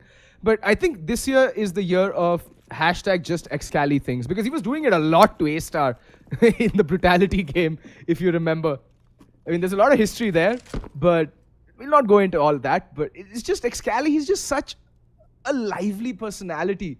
He's just so entertaining to watch. Like, even if he doesn't get to say much, he just lets his gameplay do the talking. And wow, Saz getting smacked into another server by Ribby, but Opstar finding the trade. It's a 4v2. It's just USPs and a deagle on Oops. And Oops is marking the backstab, hoping for a flank, but nothing's gonna happen. Manan still with the deagle. He's like, if Excali can do it, I'ma try as well. But he's not Excali. Yeah. He will try, but he will fail, and Oops will get a frag as well, and that's down to a 2v2. And Oops, by the way, bought up completely, the deagle and armor. And I think that's a little bit of tilt coming out by him, but he will be able to save that deagle and armor, so no harm, no foul at this point. Finish, though. I have no idea why Finish is just saving a USP. He should be trying to go and at least pick up that deagle from Connector. And Oops does spot out Excali, but he will run away. And there you go, Finish. Trying to find that eagle, but he's not going to be able to find it. And now 14-4. Invictus truly in the driver's seat. And you're right, this is going to be a spanking, isn't it? Looks like it. Looked like it from the very get-go. When, like, there was that little brief sliver of a moment when it looked like War had wised up to what Invictus were trying to do, but they've just not been able to match up to the sheer firepower that Invictus have brought to the table. Round after round, time after time, they've just been outgunned in mid, at B, at A, wherever they've pushed or prodded. They've just been shut down instantly. And look at Hunter. It's like he has no reverse gears, just W forever. And they've already made their way in towards B. But Saz, he can catch the bomb, and he does. That is huge. But his teammates, they need to reposition really quickly because he's all alone. He's isolated. He needs help. And Pasha, he's going to get caught with his pants down. And Kazi, he's going to go in support of his teammate. Hunter with the Mac-10 might be regretting his choice of weapon at this moment. Still a massive amount of time on the clock though for Invictus to play with, and Manan does get a frag on to finish, and Hunter, he's gonna try to sneak in, take the C4, and he does run away. Manan with another frag in the meanwhile as well. Kazi finally taking down Manan, and now all of a sudden he's in a 1v2. He's wondering what the hell happened to my team. Kazi is sort of aware, but nope, he's pulled his knife out. He's gonna die. And there you go, he does die. Excali is still crab walking. He's just like, this is too easy. It is. I mean, what? Excali, pull up your secondary, please. I just want to see that. Is he channeling his inner Sunil Shetty? I knew that reference was going to come out of you. It's dated and it's appropriate, unlike your Dabang one, Adi. At least if you're going to make references. That was the first time I made a reference for Bollywood. That is true. Full marks for that. 10 on 10. 10 points to Gryffindor. Either way, probably the last round coming in. And Excali with the first pick onto Kazi. But Finish does trade him, and he's going to try to pick up that op and hightail it out of there as well. But Ribby, he's in the prime position to punish that. And Saz does spot out Ribby. Ribby fails. And Finish is killed. Hunter just wants to kill people with the Mac-10. He does get one, but now it is a 3v2 situation. Finish with 2 more frags. And that's all of a sudden, Pasha Sahil is in a 1v3 with 23 points of health. And that's Invictus just taking it a little bit too lightly. Yeah, I think it's just the overconfidence. I mean, I was reading the player chats, and it seems that these guys, Invictus, have been playing from 11 in the morning, like non-stop. And they're warmed up. That much is clear. The shots that they've been hitting, amazing. The thing is, Mirage, right? It's such a played to death map that there's only so much you can do in terms of strats, and there's nothing much really to analyze in this game, if truth be told. It's just been a deathmatch across all fronts, and Pasha Sahil trying desperately to get the bomb down, but he is not gonna be allowed to do that. Oops, with that final shot. Maybe could have played for the frags, maybe, you know, could have gone for the plants. Could have gone for the plant, which he did. It's all ifs and buts because hindsight is 2020. And Excali, this is getting ridiculous, Adi. No armor, Sig, SG553. I like it. But yeah, Invictus probably should not have taken that round so lightly because they have no money. They have 1 AK, 1 Sig, no armor, 1 UMP, and 2 pistols going into this round. But knowing Invictus, they'll probably win this anyway. And now, Kazi pushing in on the pass. trying to get the information there. Opstar has definitely got the information. The two players are in the B apartments, but Excali will rip his head clean off, and Kazi, well, Oops gets 2 frags at B shot as well, and Excali, he's just wreaking havoc with that Sig, and all of a sudden it's down to a 2v2. Excali with 2 frags to his name, and he's already backstabbing them with an op. He's just not left W this entire round. It's a 2v2 retake situation now, and this could be the end of the game. But Oops has something to say about that. Hunter has his head ripped clean off with a double headshot with that. And Excali with the 3rd frag. Now he's brought it down to a 1v1. He spotted Oops, but Oops with an ace, shutting down Invictus all by himself. 15-6. And now Invictus has no money. They do have the bomb plant, but they are going to have to eco. And just hope that... Well, no, they're not going to eco. Excali's going to buy the Sig.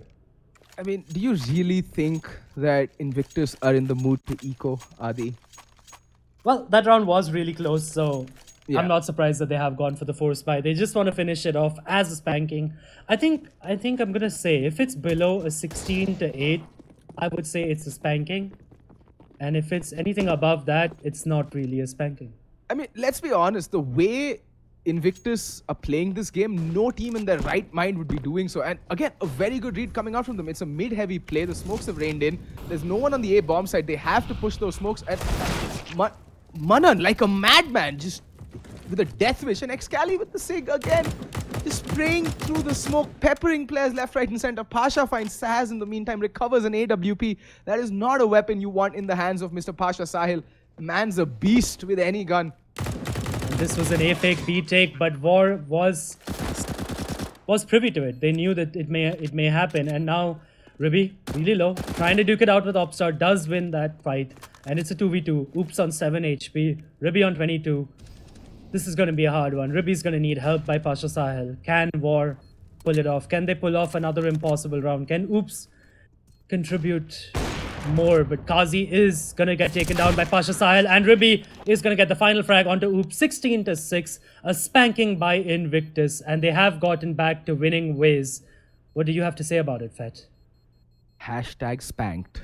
Hashtag spanked. I mean, if Excali running around without armor and a Sig doesn't say hashtag spanked, I don't know what does. Yep, I guess that's about it. Nothing else to say except that this was a spanking. So that was it from us. I'm Adi, and joining me as usual was Fet. We'll see you again tomorrow for another great game of CS at 7 PM. For now, we'll go back to the studio.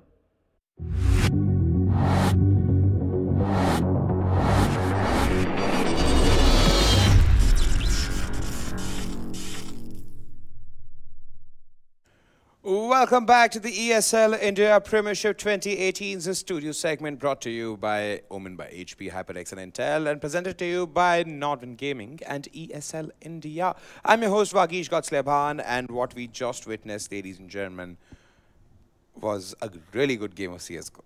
Like, I mean, I believe I certainly take this position I am in right now to take the liberty to say that if Adi was here, Angie, he would have agreed with what I would have said. And I would have said that both the teams played well. Even Wargaming did put up an effort. Yeah. A lot of mistakes being made, but sadly, Invictus being...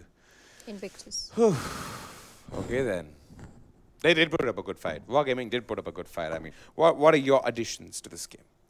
Well, I would just say that Invictus is one of our top teams, and they are sitting on top of the leaderboard as of now. And War comes into this game with a very risky kind of atmosphere, because they already know they're going up against such a difficult team that is very, very hard to beat. There is a lot of... I mean, if you put War and Invictus, you cannot put them in the same books, because they are two very different teams coming in from very different... Stop smiling at me!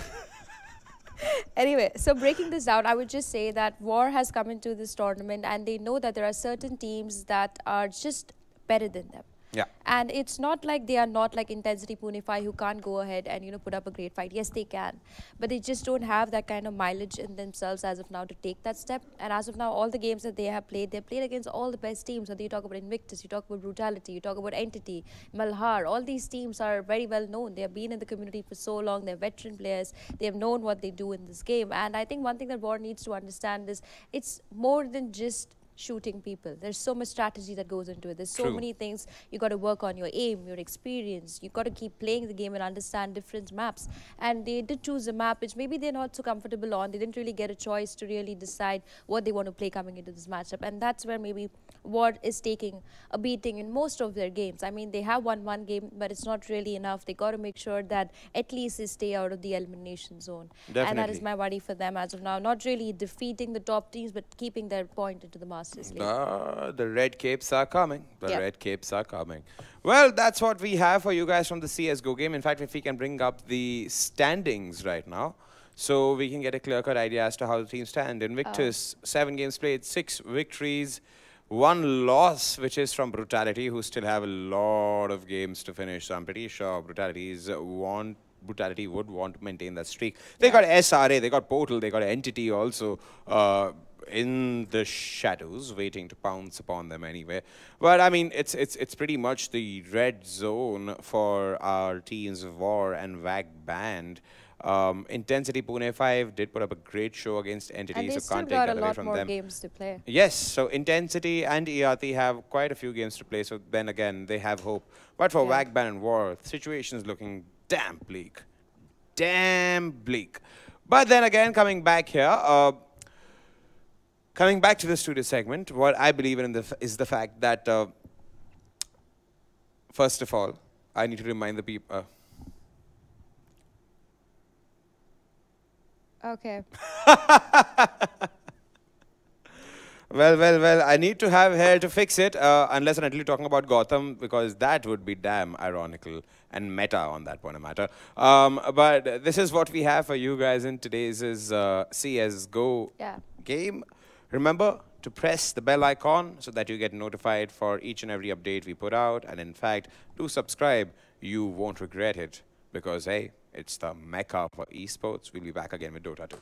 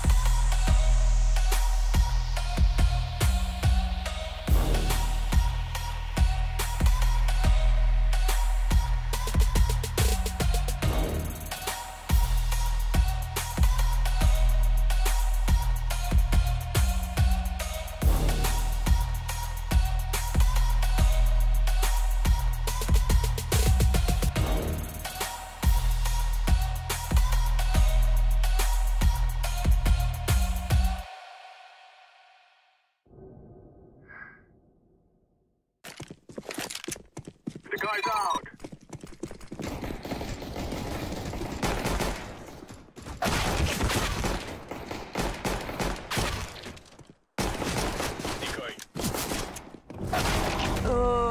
was beast.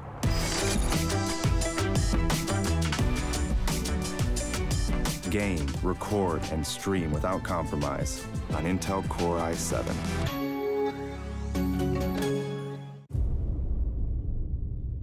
The ESL India Premiership 2018 has 3 seasons: summer, fall, and winter. The summer season takes place from April to June, while the fall season runs from July to September. Finally, the winter season takes place from October to December. Coming to tournament formats, each season is divided into 3 tiers: the professional tier, the Master League; the semi-professional tier, the Challenger Series; the Open tier, the Starter Cups. Moving on to the frequency, every season in the ESL India Premiership 2018 will see 1 Master League, 3 Challenger Series, and 3 Starter Cups. The Masters League now hosts 12 teams and players. Meanwhile, the Challenger Series has 8 contestants and follows a double elimination format. Finally, the Starter Cups are now limited to only 128 participants, so make sure you register for the Premiership now. Once you register for the Starter Cup 1, you'll have to fight your way to the top. At the end of the phase, you will get promoted to the Challenger Series 1. You should try and maintain your position in the Challenger Series 1, 2, and 3. But this is no easy task.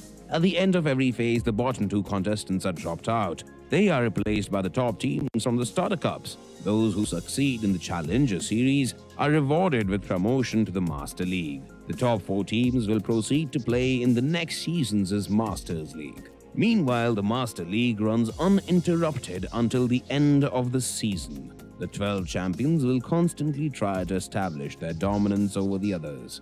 But at the end of a season, the bottom 4 teams are relegated to the Challenger Series, while the top 4 play at the LAN finale for the top prize. ESL India Premiership 2018 begins in April. The registrations are on, so make sure you sign up now.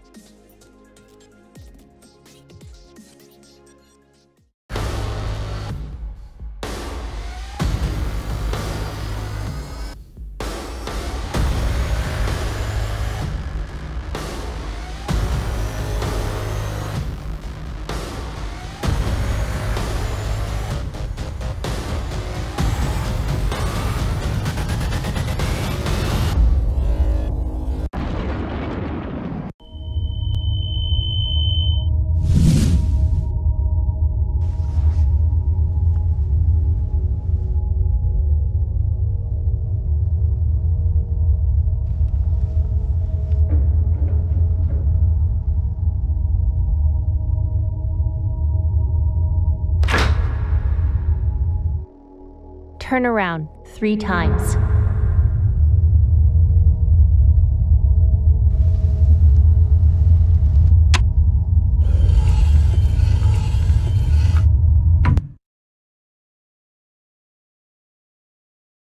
Start shooting.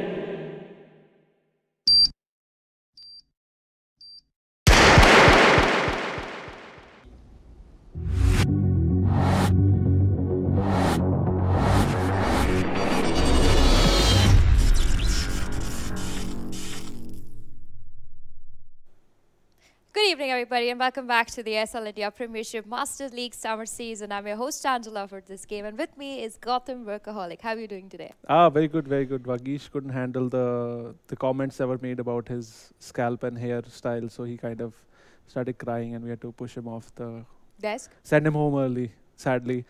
So please don't make comments on his hair. I was just joking. He had some prior commitments, and I'll be replacing him as the Dota 2 analyst. Actually, I'm the Dota 2 analyst. You are the Dota 2 analyst. I'm the side help. Well, you know a lot of Dota, at least more than Mr. I think everyone this will knows be a more good for about the Dota draft. than Vagish. Vagish is pretty bad. But that's okay. We're not talking about that. But we're talking about the two teams today. Definitely. And moving on to the ESL Day 24 Dota 2 teams that will be playing today. It's going to be Team 1, Alpha Esports. So let's see them.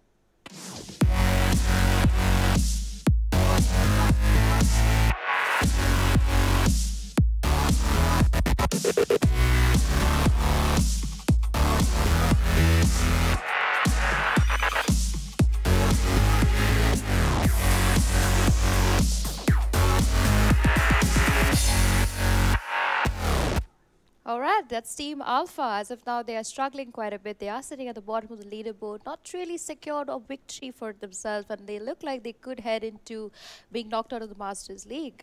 Yeah, they're the local Delhi team. So that's Yeah. one good thing. They're the closest to us. I think they're feeling the heat in Gurgaon too. Yeah, it's pretty hot right now, so that could be the reason why their performance is not so great. But in any case, in all serious sense, they're not doing so well. As you could see when during the L screen, there was you could see Alpha right at the at the bottom. So But hopefully we'll see them perform better today. They are, of course, going to be going against Reckoning Infinity today. So let's see them.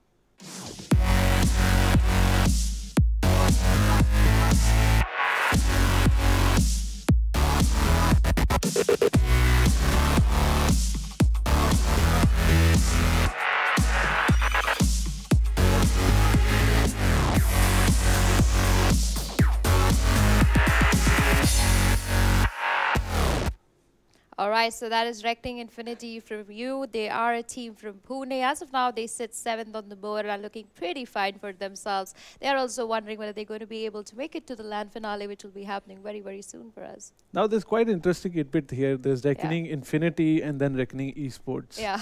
There's even Team Buriza and Buriza Youth. This is, I think this is becoming a trend now, where we have there's like a junior team and then there's a senior team, like how they have in football.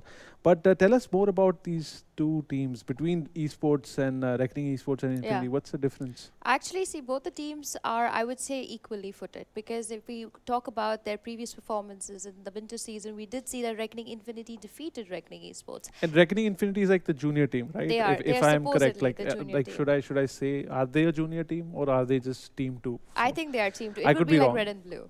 It would be like red and blue for me. I mean, they both have some fantastic players. They also, both the teams have very different play styles. Yeah. So at times I've also noticed that, you know, when they go up against each other, you really can't say which is a better team. They both have their own set of understanding when it comes to gameplay. But Reckoning Esports, I would just give them a little bit of extra marking, because as of now, they are called one of the top teams in the country. Why don't we look at the brackets? If we can get the brackets on, we can see how well these guys are doing. Definitely. But even if, like, I know we saw them playing against each other last year. Yeah. It's just weird for them both to play against each other. I'm guessing that they normally should be, you know, practicing together. Yeah, they would have a lot of scrims. Imagine like you're scrimming like every day, and all of a sudden now you're playing in a LAN against each other. So it could be basically just be for them it would be just another practice match. They know exactly what their opponent is doing or how they play. And that also makes it difficult, because when you know exactly what your opponent is going to pick, you know what to ban out in the first really rounds. And that's what happened to them. Actually, they had a match in the ESL India Premiership which they played against each other. Of course, in the end, Reckoning Esports took that game, but it was more of a revenge match for them, because when they did lose to them in the lower brackets of the ESL Winter, it kind of, you know, somewhere hits you that, hey, you know what, I am a little better than you, because that's what they say they are. But if you look at the standings as of now, we do see that Reckoning Esports are sitting very comfortably at position 2. They have played about 5 games for now, and they've taken 4 victories and 12 points to their name, while Reckoning Infinity sits 7th on the board. They played 5 games too. They've taken 2 wins and 3 losses, and they're sitting with 6 points as of now, a very dangerous spot to be in. Yeah, it's not you don't want to be anywhere near the bottom 4 basically, and good thing this year there's 12 teams. So anywhere 9, 10, 11, 12 is something that you want to avoid. And Alpha currently is sitting right at the bottom. They've actually not won a single game so far, and this will be their 7th game today. And I'm guessing Infinity will be feeling a bit more confident, knowing the fact that their opponent has not won a single game. Definitely. I mean, when you look at Alpha, they seem like the underdogs when it even comes to this matchup. I mean, I would consider Reckoning Infinity an underdog to signify. But when we talk about this matchup in particular, it would be that they would underestimate what Alpha brings to the table. But also, as I talk about Alpha Esports, I would also like to put it forward that this is one of the teams that I've seen who have made maximum hero picks in the ESL India Premiership. They love to try out different kinds of heroes. They love to try out different kinds of draft. Maybe they're still figuring out what kind of works for them. And that is sometimes a problem, teams don't know where they kind of sync together, what their play style is. And that is where I feel Alpha is a little bit of a struggle here. But I think once they do get a little bit more understanding of this, they'll be able to do much better for themselves. And you know what, at the end of the day, it's not a small feat, that you're sitting in the Masters League. I know they've not had a good luck so far. They've lost all the games that they've played, but they're also technically playing against the best. And they are also pretty the best team in India so far if they're kind of sitting in the Masters League. And this cycle will continue. And as the draft is starting, I want to just say the last few words that the cycle will continue. The bottom 4 will go down to the Challenger League, and the top from Challengers will make it to the bottom there. They'll kind of replace relegation and promotion. So let's talk more about the draft now. We see a few key bans that we see very often, like Viper is banned. Definitely. For now, Alpha Esports going to go ahead and ban out the Dark Willow. Techie's, of course, entering the captain's mode again in 7.14, so he's going to quickly get a ban out over there. Though I doubt Reckoning Infinity would have opted to pick up Techie so quickly. Alpha's third ban is going to be the Kunkka. Meanwhile, Reckoning Infinity opt to ban out the Tiny, the Razor, and the Viper, and choose to pick up the Night Stalker as their first pick. Also, they love playing that position for Night Stalker while Moon goes mid. I think their mid player Moon is a fantastic. I mean, he's pretty young. I think he's about 17, 18 years old. Yeah, and but very smart gameplay. Speaking more about Night Stalker, that nighttime, the ravage that he goes through at nighttime, and plus the fact that how he limits the vision of your opponents also. It's just... nighttime really becomes the fear of it's the a dark. Terror zone. Yes. If you're playing you can barely see anything, and there's Night Stalker who has extra vision over you, and plus he gets axed, and he can probably see you from a mile away, whereas you're like going through the dark. Like, I can't see. That's the first part of where you start, gaining in the draft, because you already know that you're stronger in night. You already know your wards are not going to give you enough vision, and that's where Alpha got to be very careful on how they want to play this. For now, they're going to pick up the Shadow Shaman very quickly. Very amazing 5th role support, works well with a lot of heroes. They could also opt to go. I've been saying this more than often. Ursa, I have not really seen the Ursa as of now in the ESL India Premiership, but I think he's one of those fantastic heroes that has just not been given that much of value, even though we consider Ursa an early game carry. Ursa got some buffs also recently. If I am correct, I think they gave him more health regen and some extra damage at level 1. I'm not sure. There was a lot of changes actually that came in Dota 2. And also most of the games in the ESL, they either get over in like 25 minutes or they go to about 50 minutes. So it's like a mark, like you either make it till 25 or 50. And Ursa is a kind of carry that really fits into the early game meta. So, I hope to see it. But for now, a standard pick coming in there. The Sand King gets picked up again from Alpha Esports. He's doing pretty fine, even though he has got a few nerfs on him. Even though the Burrow Strike has been nerfed a little bit, it doesn't really seem to affect, because at the end of the day, his stun does connect to more than one unit, and that is what basically you need. And Reckoning Infinity going to secure their offlane for now, going to pick up that Omni Knight super quick and making space for themselves. They do like to play the Tusker, so I'm hoping to see whether they opt to pick up the Tusker as the 5th role, or they're opting to go for the Witch Doctor, who's still available. The Disruptor also still available if they want to go for that. So speaking about Omni Knight, we've seen him being played in the offlane pretty often nowadays, and he's become a really annoying offlaner. They have nerfed him a little bit because of how OP he was becoming. So slight nerfs coming to Omni Knight. So we'll see how well he performs if they do decide to send him in the offlane, or maybe they could send Night Stalker in the solo offlane also.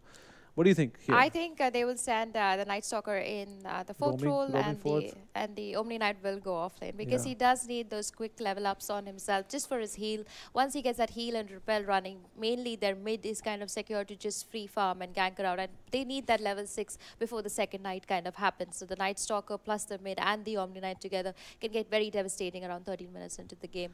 How do you think they're going to give farm to the Night Stalker if you need some farm for him, especially by the second night? Now, compared to the old 6-minute cycles, now we have a 4-minute cycle for day and night. Yeah. So the night really comes quite early now. So I guess his job is now to rotate as much as possible and get some key kills in the after the first 4 minutes. True. And make something happen. I mean, even in the first night, if you take it like after 4 minutes, he kind of is always stagnant in the mid lane. Yeah. So your mid opponent always has to be really, really careful because he can't really go ahead too much if the place is not correctly watered, which I keep mentioning is very important.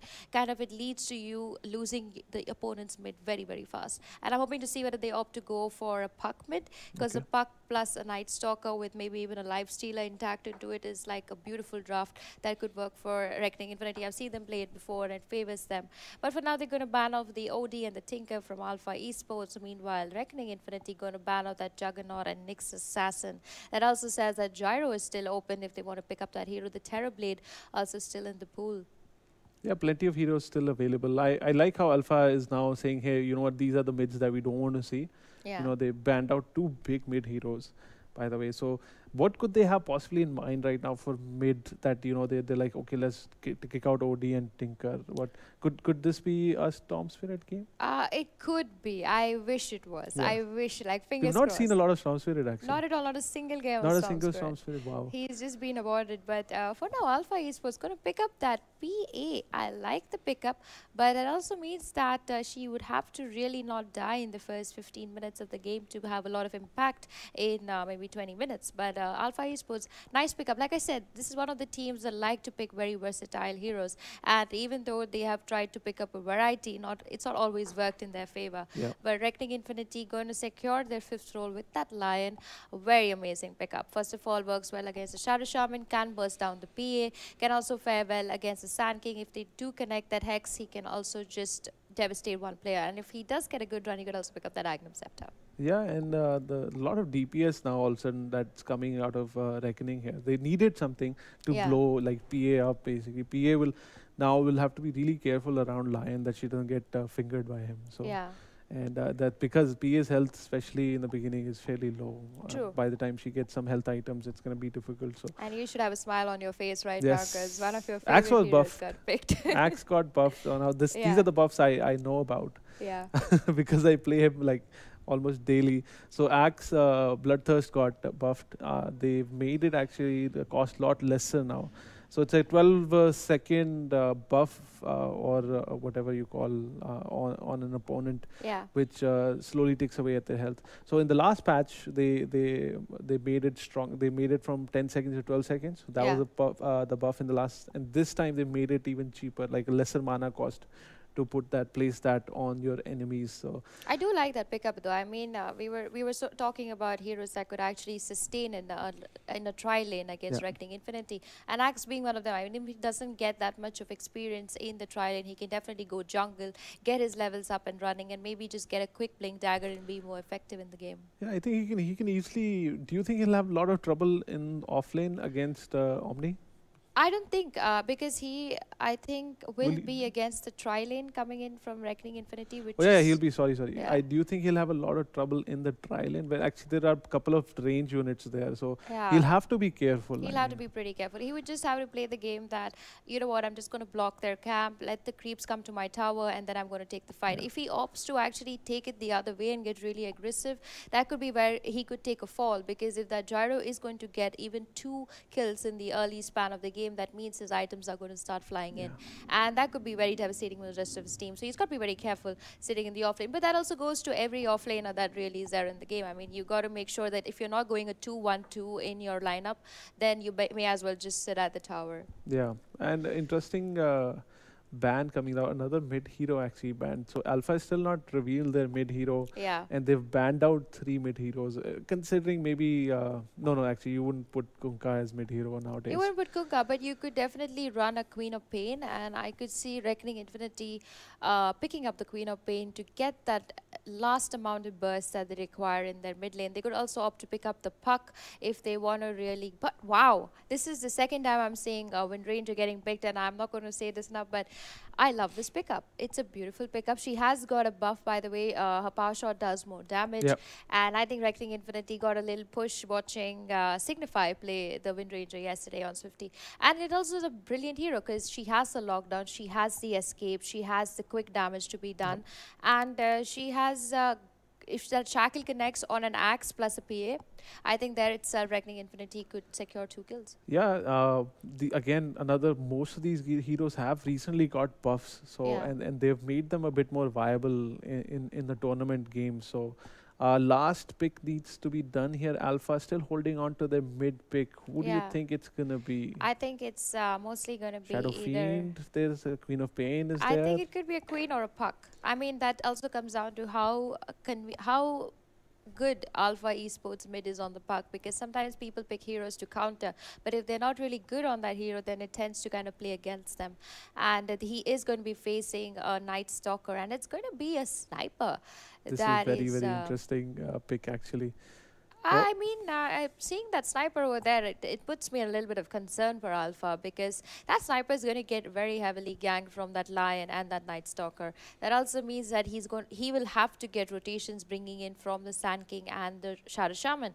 But if the Shadow Shaman really leaves the PA, then you're going to see huge ganks coming in from the Lion and the Wind Ranger. Yeah. So it kind of goes in so many different ways, and that sniper pickup could work for them. Yes, if PA and Axe are in the front line, sniper gets the opportunity to kind of do a lot of damage from the back end. Yeah, but we'll still have to wait some time before these guys have enough equipment to be in the front line. Exactly. And more than that, a sniper actually needs to get really fat to be at that point in the game where he's so much in use. Yeah. But that happens only between 25 to 30 minutes into the game. So my big concerns here are the lot of low health units actually that are sitting on Alpha Esports that could be easily bursted down, whether it be Night Stalker, Lion, just doing a crap load of damage really quickly. So I'm a little worried about Alpha, but they have snipers, so anything could happen. So around the sniper. Yeah. Exactly. All right, so with this, we come to an end to the draft. We have our casters waiting, Nishan, CloudX, Patel, and Flocky. So you guys can take it and go.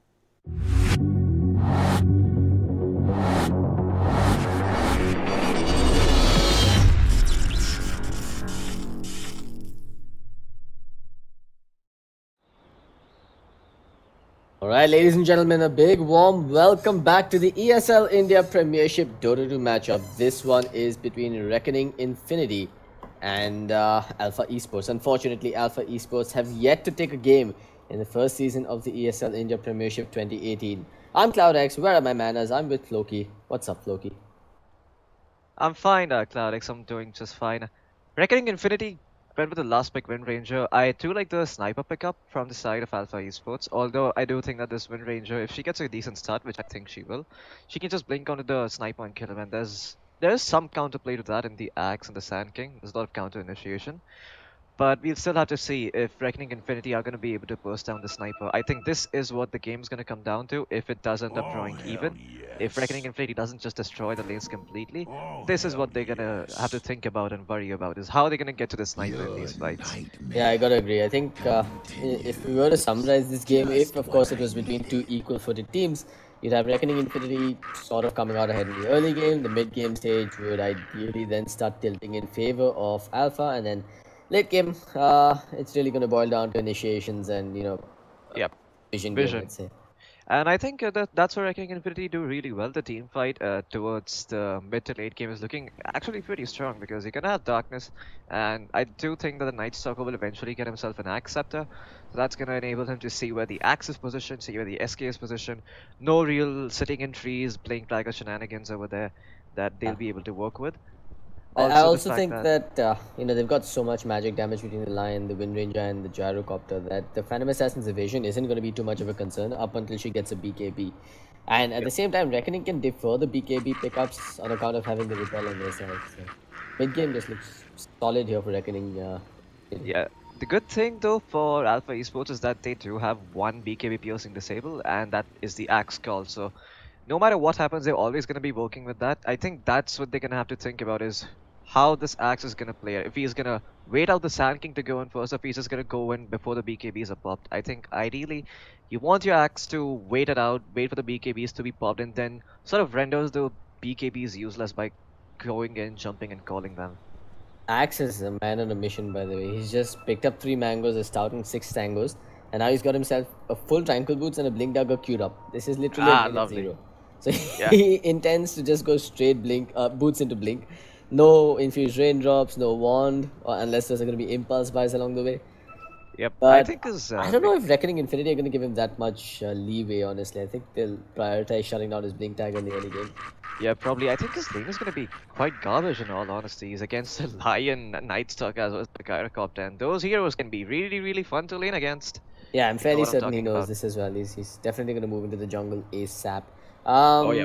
The problem with that is you can still have a Night Stalker and a Lion giving him a hard time in the jungle, especially post the 4-minute mark. Yeah, but the good thing is if they're spending time chasing the Axe, this will allow Reckoning Infinity to set up the PA freely top. There's not going to be much to contest her. Omni Knight, I mean, sure, he can, like, really... He doesn't really care about PA because he's going to be having Guardian Angel soon enough. He still, like, doesn't really apply a lot of pressure onto the PA. He's going to need those supports to come in, the Night Stalker to come in, the Lion to come in, maybe the Wind Ranger if she finds Rune. And only then will she actually have some kill potential onto the PA. So the PA is going to have a good time. I'm hoping that the SK will also capitalize on this. Probably get a few points in Sandstorm and just farm up his quick Blink Dagger if they do decide to pressure the Axe a lot. And I think that may make all the difference. That Sand King finding that early Blink Dagger and being the counter initiation force until Axe finds his. Yeah.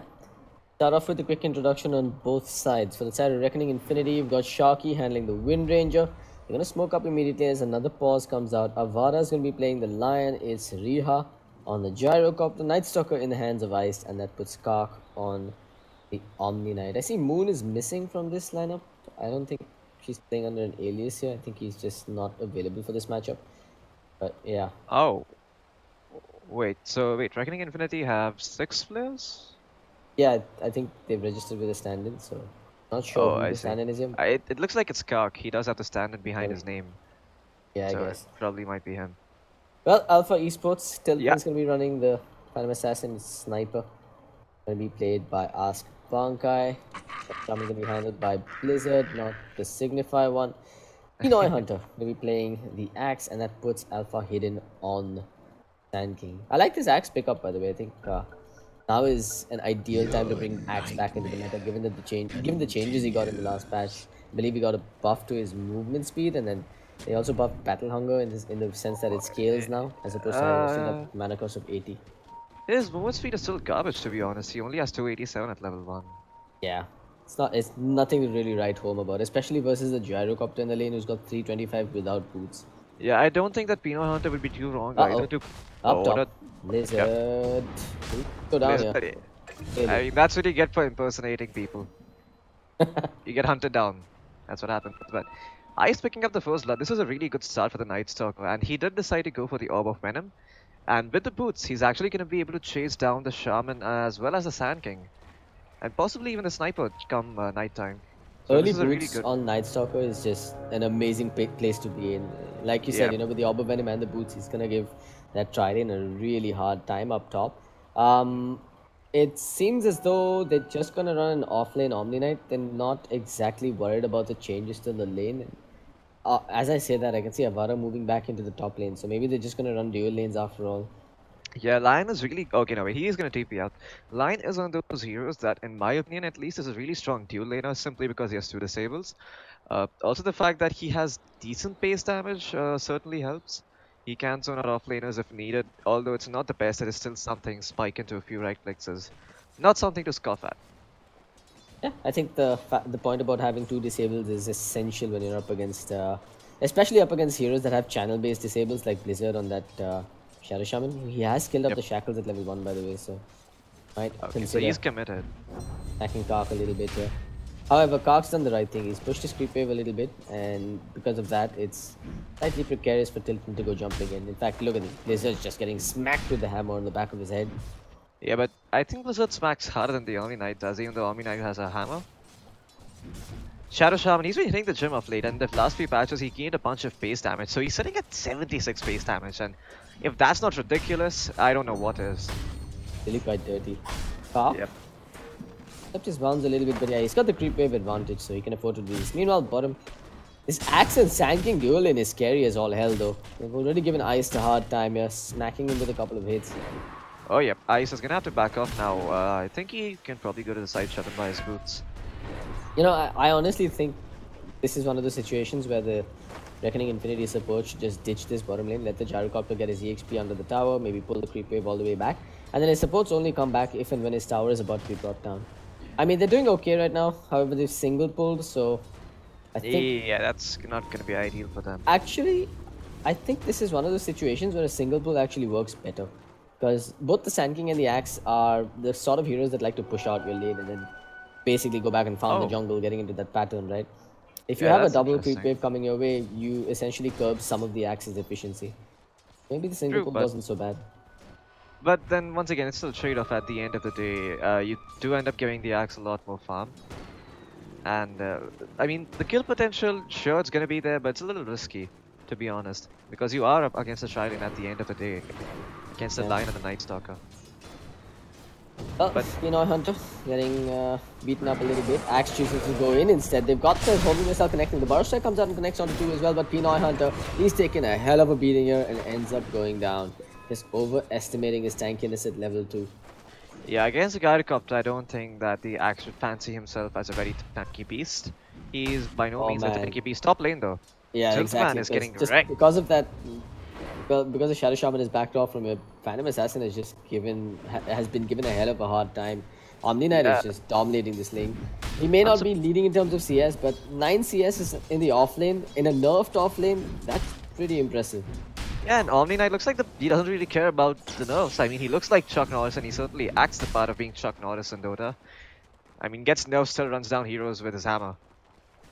Meanwhile, middle lane, 18-5 on the Wind Ranger and a measly 11-2 on the Sniper. This is not the way Ask Bankai envisioned this lane going. I am kind of surprised that this is happening. I feel like the Sniper should have had a slightly easier time CSing versus a solo Wind Ranger. Yep. Top lane Tiltman is super low. I think he does have a few region items coming out on his courier. He does have the salve, but... okay, it doesn't matter. I just took my eyes off of him for a moment and Kark scores a kill. Yeah, that's exactly... I was checking the courier to see if he has items and suddenly Kark finds a kill.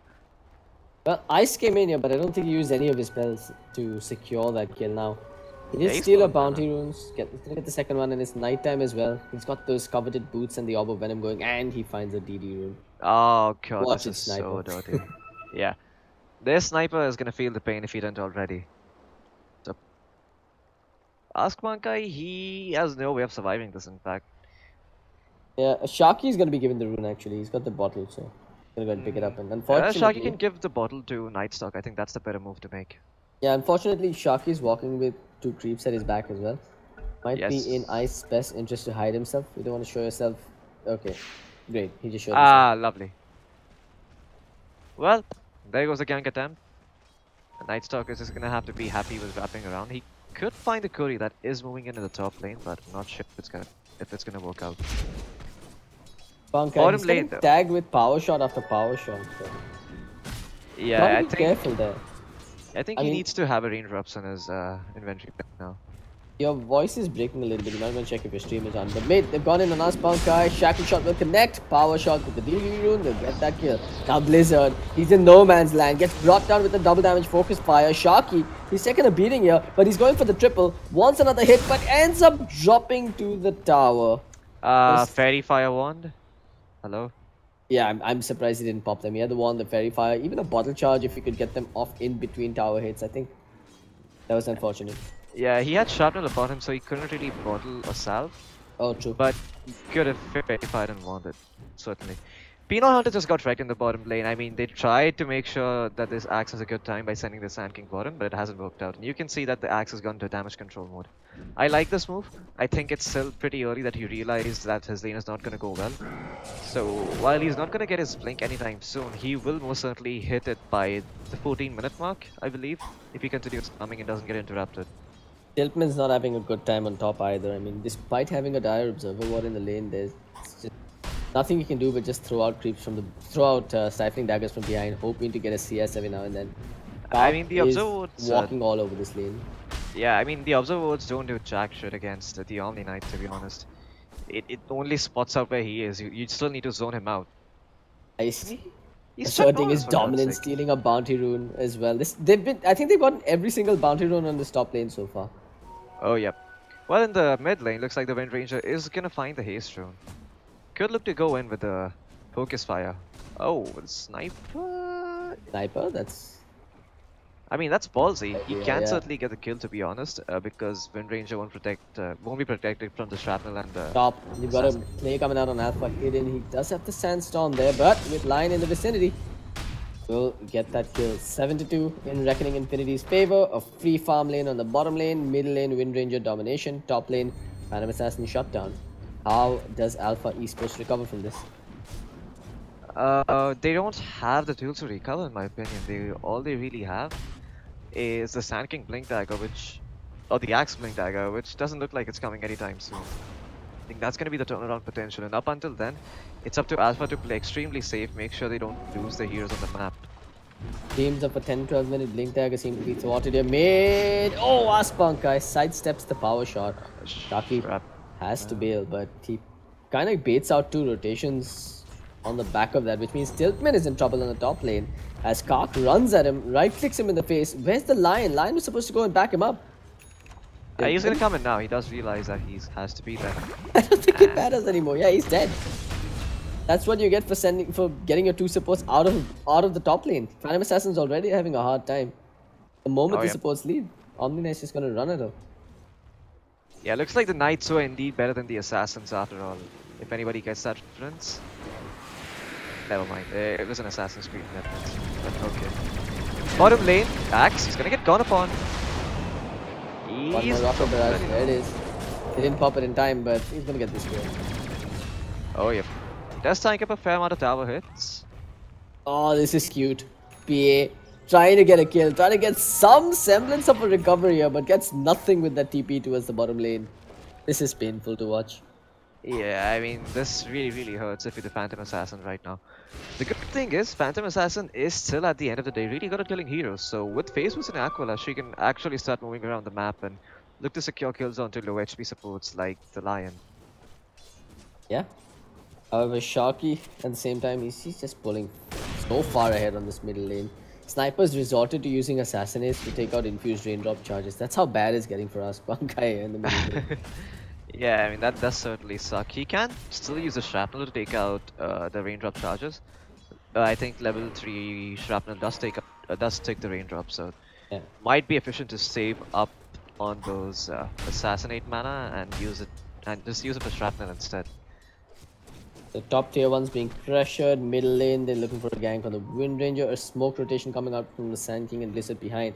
Wind Ranger's gone too far down, but the Shackle shot connects. There's the power shot. He had his own infused raindrops.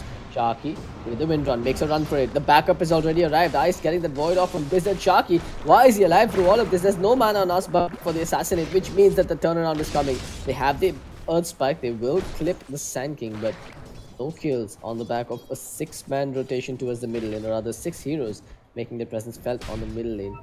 Yeah, all it's a this stalemate just at the means end that of the day. Kark and Gyro are going to do their thing on both side lanes. Oh yep. The PA not opting to go for the Phase Boost. She has queued up the Blightstone, so not too sure if that's the right item to go for. It certainly is a good item, but I think at this point you'd rather prioritize the chase potential that Phase Boots offer. There's also the fact that Phase Boots increases your turn rate to maximum now, so having Phase Boots really helps you run away as well. Looks like Sniper's jumped aboard that bandwagon, though he's picked up the Phase Boots of his own. I think he needs this, in fact.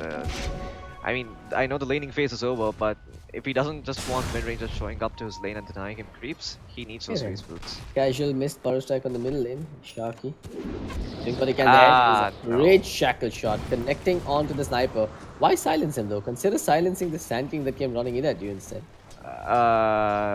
They had a power shot, but they didn't go for the kill on Ask Banker. That's surprising. I mean, he did have infused raindrops, so... I mean, his raindrops was on cooldown though, right? Because the Void clipped the Sniper.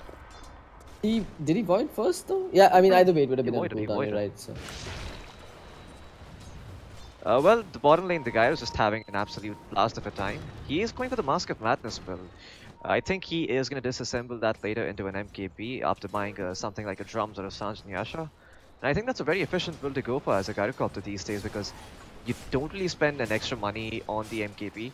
You build from the components you have. Also, the Morbid Mask becomes a satanic blade game, so you're not really losing any farm. Power shot, finger of death as well. Not sparing any time for that shackle. They'll save it for the Shadow Shaman instead, who's also gonna drop. Now Sniper comes into the fray, unable to do much here by himself. 2 more down on the side of Alpha Esports, while bottom lane, it looks like Riha is just asserting his dominance. However, this time he might pay the ultimate price. The Burrow is there, the Culling Blade as well. They'll get the kill, and finally, the gyro goes down. Oh yeah, but look who's here. It's iced. He could find hidden. It's daytime though. Oh, he got the animation off, but he got juked. Get juked, son. Unfortunate there. Just almost at the nighttime as well. Just 18 seconds to go before it hits. They get the tier 1 on the top lane, but here comes Tiltman. He's praying for a crit. Doesn't quite get it. The crippling fear is there, so the evasion is kicking in as well. 8 more seconds till it's nighttime. Will he get a crit first? He gets 1. Is it enough? Clearly it is. Kark arriving just a little too late there. Yeah, I mean, he arrived in time, but the purification range is just so short. What can the poor Omni Knight do? Ice Rock constantly nerfing his cast strength on purification. Smoke inside the dire jungle now. Reckoning Infinity looking for a pick off. Oh wow, just lovely. Walks past and breaks the smoke. That has to be the most. That has to be the most casual smoke break I've seen in the history of Dota. PA just walks like this, and there's really nothing that's stopping her. I think we're looking at a Maelstrom pickup on Sharky. He has a Javelin queued up. Yeah, possibly. I think the Blink Dagger might be slightly better in this game, simply because you can then jump on the Sniper. But it may not be in his best interest. Then Blink, so you're secured with one farm-based item at least in case things go wrong. Bottom lane. Okay then. RIP Pinoy Hunter. That Berserker's fall off, but he ends up going down nonetheless. Here's a burst strike coming down from Alpha Hidden, but with the Sand King trapped between a rock and a hard place here. Avada's going to come in with the Earth Spike, doesn't quite get it. With Night Stalker going over the treetops, they'll get the Void, they have the Hex, they're going to get the kill. They'll silence the Sniper. Why would you silence the Sniper again? Just silence the Sand King and secure the kill. Down goes the Gyrocopter, and next in line is Iced. I blame the Night Stalker for that one. Well, report him the next time you see him in your pubs.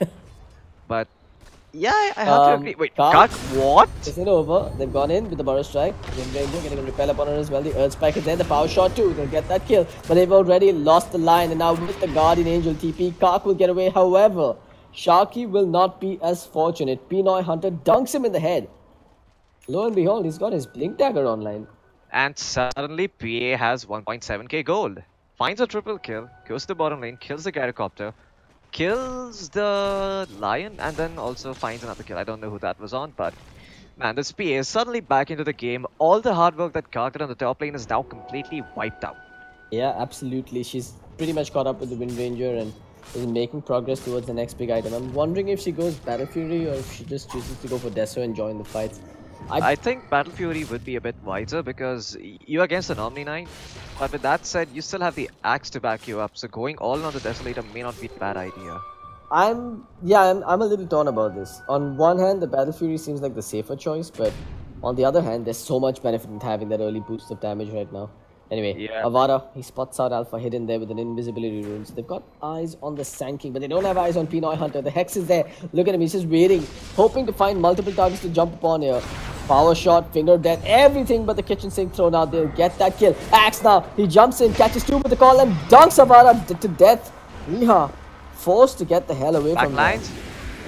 Behind, you've got the Night Stalker going down, and with the shackle shot and the power shot, they'll get the kill on the Sniper.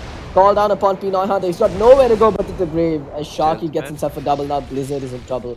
Makes a run for it, gets out on the front lines, however, behind. The Phantom Assassin comes and brings down Rehawk, and they get the return kill on Tiltman. He's running pretty fast and blinks up to the north side. Alpha Esports just evening the odds there, taking down a core on the side of Reckoning Infinity and giving over another kill to the Phantom Assassin, who's now up to 3,000 gold. Wait, Sharky? He's getting overzealous here. They're gonna get the Burrow Strike. He did have the repel to throw upon him. It is running out. Blizzard, wait, what? Why? Wait, huh? Okay then, I guess you don't chase the Wind Ranger. Yeah, I think it's the right call to not chase. For multiple reasons actually. It's nighttime, you don't have full vision on them, plus respawn times are pretty low at 15 minutes in. So I think they've shown some discipline in Alpha Esports. Backing away is the right call, but they should back away all the way now. Yeah, however, I mean, they do see... observer on the slope, so this should be okay. Yeah, they see everything, so they know what's going on. Oh, Avada drops a fancy sentry ward is not going to find anything though. It was a good effort. I mean, he figured that there were eyes upon him, so dropping a sentry ward seemed wise. However, I think his observer might have been spotted here while he placed it. Oh yeah, I mean this observer ward right here blocking the medium camp around the jungle and the shrine on the dire side. I think this is too damn obvious. But the farm was never really, I mean that camp was never really farmed up until like now, so looks like it might be too late and Avada might have just gotten away with it. The gyrocopter as well, now that he's been controlled, he's actually been set back quite a bit. He's still quite far from his Sanjan Yasha. He needs nearly 2.6k gold to complete that item. And only then can he get himself a BKB, if at all he desires to get one. What do you think of the Mask of Madness pickup against a Phantom Assassin? Do you think it was the right choice? Not in agreement with this at all. I mean, the sniper is just itching to right-click the gyro from a distance. In fact, sniper is one of the better ways to deal with a gyro. Turning on a Mask of Madness is an invitation to go ham on him. Could it be We've already talked about the problem that the sniper is going to pose because of the absence of gap closing heroes. Like if you're relying on a Wind Ranger to go blinking into enemy territory to try and pick off a sniper, you're really relying on a shackle shot deep inside enemy lines, which is risky. At the same time, I don't think it makes sense for the Night Stalker to go running into enemy lines just simply silence the sniper either. That's just nonsensical because then you're setting up for the counter initiation. I mean, Reckoning has to control them right now, else this game is going to get Oh, Pinoy Hunter, he's in the trees. He's waiting for the point. The right There's initiation. The call, though. The silence comes out. He didn't quite get caught with the call himself, but they get the kill on the line anyway. That dagger was so damn dirty. They're chasing. I don't think they have the movement speed to catch up to this, but yeah, they should probably just move bottom and contest Riha taking that bottom tier 1 tower. You don't want to give it up for free. Yeah. So here's my question about the Mask of Madness on Gyrocopter. Do you think it could possibly be a farming item? Because I'm certainly leaning towards that direction. I don't think this Gyrocopter intended to buy this as a fighting item. He probably is only going to pop it when he's farming camps and needs to travel from camp to camp. And in that regard, I think it increases efficiency because it becomes a butterfly later, or it can even become a satanic Top lane, Sharky. No way he survives that. Ends up being brought down by Arpan. The shrapnel. That's dangerous. Now you're losing your Wind Ranger and you're giving the kill over towards the sniper. His Dragonlance is pretty much complete and your bottom lane. You're on out damage bottom. Pinoy Hunter down for the count. Tiltman though coming in with that stifling dagger. Sniper's chasing as well, but too far out of their reach. Oh well. Riha, he is managing to find some farm back into this game. He did get shut down hard early on. It looks like he is going to go for the BKB. I'm not too sure how I feel about this. I believe that a BKB is going to be absolutely useless against the PA because the Phantom Strike still pierces spell immunity, so the PA is still going to find the jump onto Gyros. He's still going to be able to burst him down if he does get called. And I think Pinoy Hunter, it would be in his best interest to wait out until he sees the Gyrocopter before jumping in. Yeah, I'm in two minds about that actually. I mean, on one hand, there's a fair amount of control coming out that's going to be mitigated with spell immunity. Courtesy the sniper, courtesy the Shadow Shaman and the Sign King. But at the same time, yeah, it's like you said, there's so much that pierces spell immunity as well. Do you really want to go spell immunity over mobility just yet?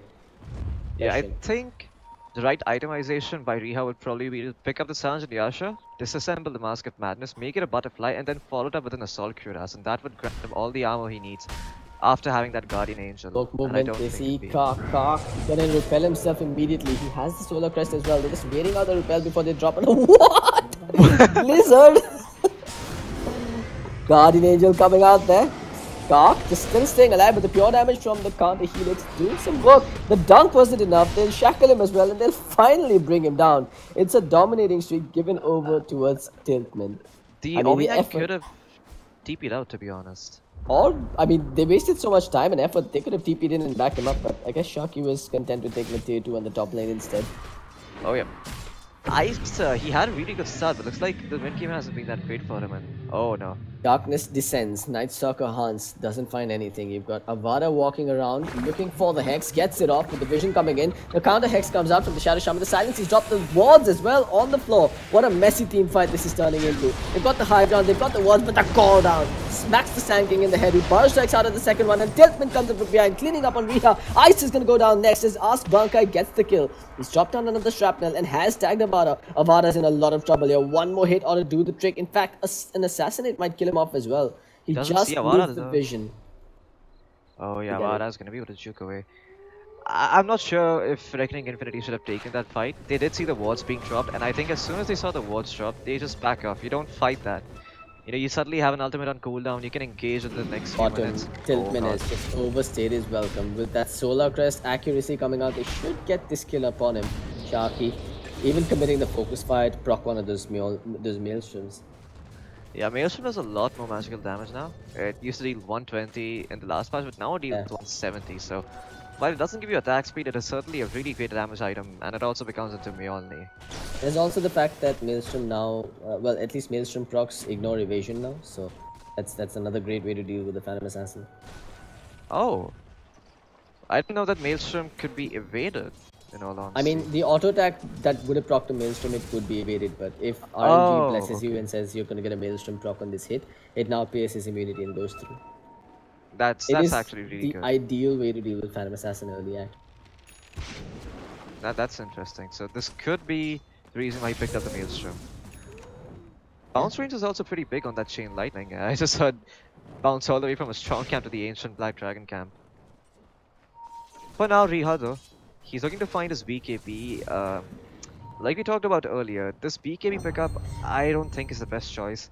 I still think that disassembling the Mask of Madness into a butterfly after acquiring the Sounds and Yash is the better. Oh god, Riha! Man, he is scared for his life. All it took was one toothpick upon him. Yep, one toothpick. Toothpicks can be deadly if you know how to use them right. Avada though. Stunned up there and end up going down. This is going to be another kill. This time it goes over towards Ask Bank. This cheeky sniper, I mean, he's just off the edge of the screen getting kills. Yeah. I mean, isn't that a fun way to die? At least if you get killed by something like an Epicenter or an Invoker, you can appreciate that there was skill involved, but when you just get poked at by a sniper, it's like, man, this guy didn't even show up on my screen and killed me. So, look at what Tiltman's done, by the way. He's chosen to pick up an early Desolator, and then instead of augmenting it with the additional -4 armor corruption, he went for the cleave. Oh, that's actually pretty smart, to be honest. He now also has, in some extent, I mean, in some ways, a Battle Fury, and he's getting himself the Lincolns.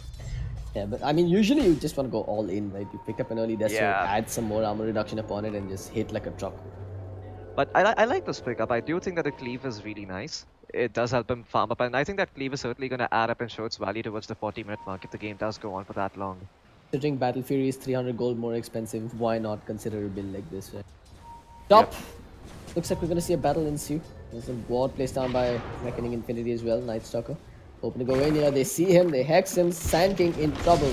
Gets the void, gets the silence, gets a shackle shot upon him as well, but have they committed too much? Pinoy Hunter with a missed call there, jumping into nothing, taking a beating there from the Wind Ranger who committed the focus fire. The Blade Mail comes out a tad bit too late as well, elsewhere up top. Riha getting himself a double kill, bringing down both Blizzard and Pinoy Hunter, goes for the triple, as Iced will get the kill on the sniper.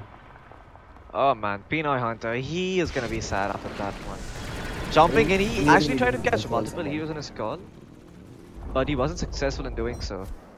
And Shadow Shaman just panic dropped the wards, managed to hex the Gyrocopter, but that's all he could do before dying. Get any other destructs off. Now they go to Roshan. I was gonna say it could have been worse for them because, well, Tiltman wasn't a part of that fight and he got a 280 tower, but it's getting worse. Reckoning Infinity just went into the pit. They're gonna get an Aegis for themselves. Oh yeah, and Gyrocopter is going to feel a lot safer with this Aegis. I think this is a very crucial Aegis that Reckoning Infinity have managed to snag. Now with the BKB... Yeah, he just got like 2 layers of insurance upon him with the BKB and the Aegis. Yeah, this is like quality insurance. This is not your SBI insurance that you have to fight for 10 years and then you manage to find it.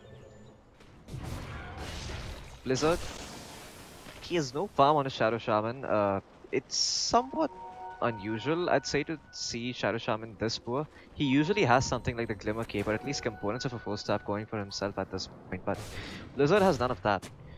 I think the support life is really hitting him hard.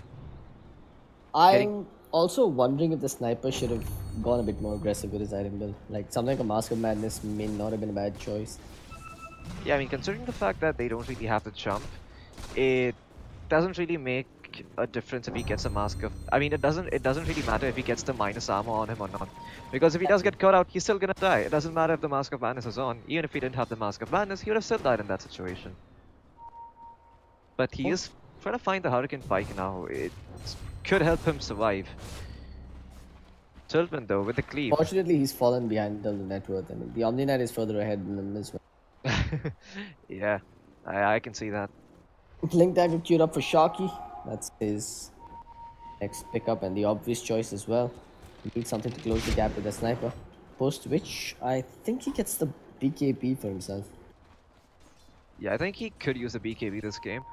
Getting called from an axe is not that bit of a problem, not that much of a problem, as long as you just don't focus fire the axe. Otherwise, you're just calling you're just like calling your own death. They're moving in. They see the Wind Ranger. Sharky instantly starts to back off. Even pops a wind run for good measure. He's so close to his Blink Dagger, he doesn't want to mess it up. Sand King links in one direction and next goes in another, but Reckoning Infinity will dodge that bullet. Because of that, Riha's going to use the space to farm bottom. Yeah. Elaine iced, going down to Tiltman, even popping the darkness before he dies there. That's no good. Oh boy. Yeah, that's not good at all. And now, Tiltman, he's level 19, has a Lincoln Sphere, so he doesn't have to be worried about. Actually, I'm not even sure how good that Lincoln Sphere is. I think it's actually a really good pickup. And in fact, I think they should consider getting one for. Either they get a Lincolns for the sniper as well, or they get a Lotus Orb on one of their. One of the other heroes, preferably the axe, because if you think about it, if you're preparing for the late game, Sharky's ideal item setup would be Mjolnir, Ags, Blink, Scythe of Vice and BKB. Post which he blinks in, wind runs BKBs and just goes to town on the sniper with his Hex. Without the Hex, there's no guaranteed lockdown on the sniper, which means he survives. If you've got a Lotus Orb, you should be okay. Okay. That illusion just met its maker very quickly. Oh yeah. Pinoy Hunter, he has had some impact, but he's slowed down in terms of farm. He now is looking to complete a Shadow Blade. Okay. I got him. There's the call coming out the late lane here as well. Riha is gonna die, but that's the Aegis trigger. They've even committed an epicenter. In fact, I think this is the turnaround coming out from Reckoning Infinity. But look at that! Tiltman just annihilates Sharky on the back lines, and he's going to town on Navara as well. Meanwhile, Riha fighting his way through, gets himself a double kill, bringing down both Blizzard and Aspankai, and even ends up staying alive for the kill on Pinoy Hunter. Tiltman now being kited by the Omni Knight.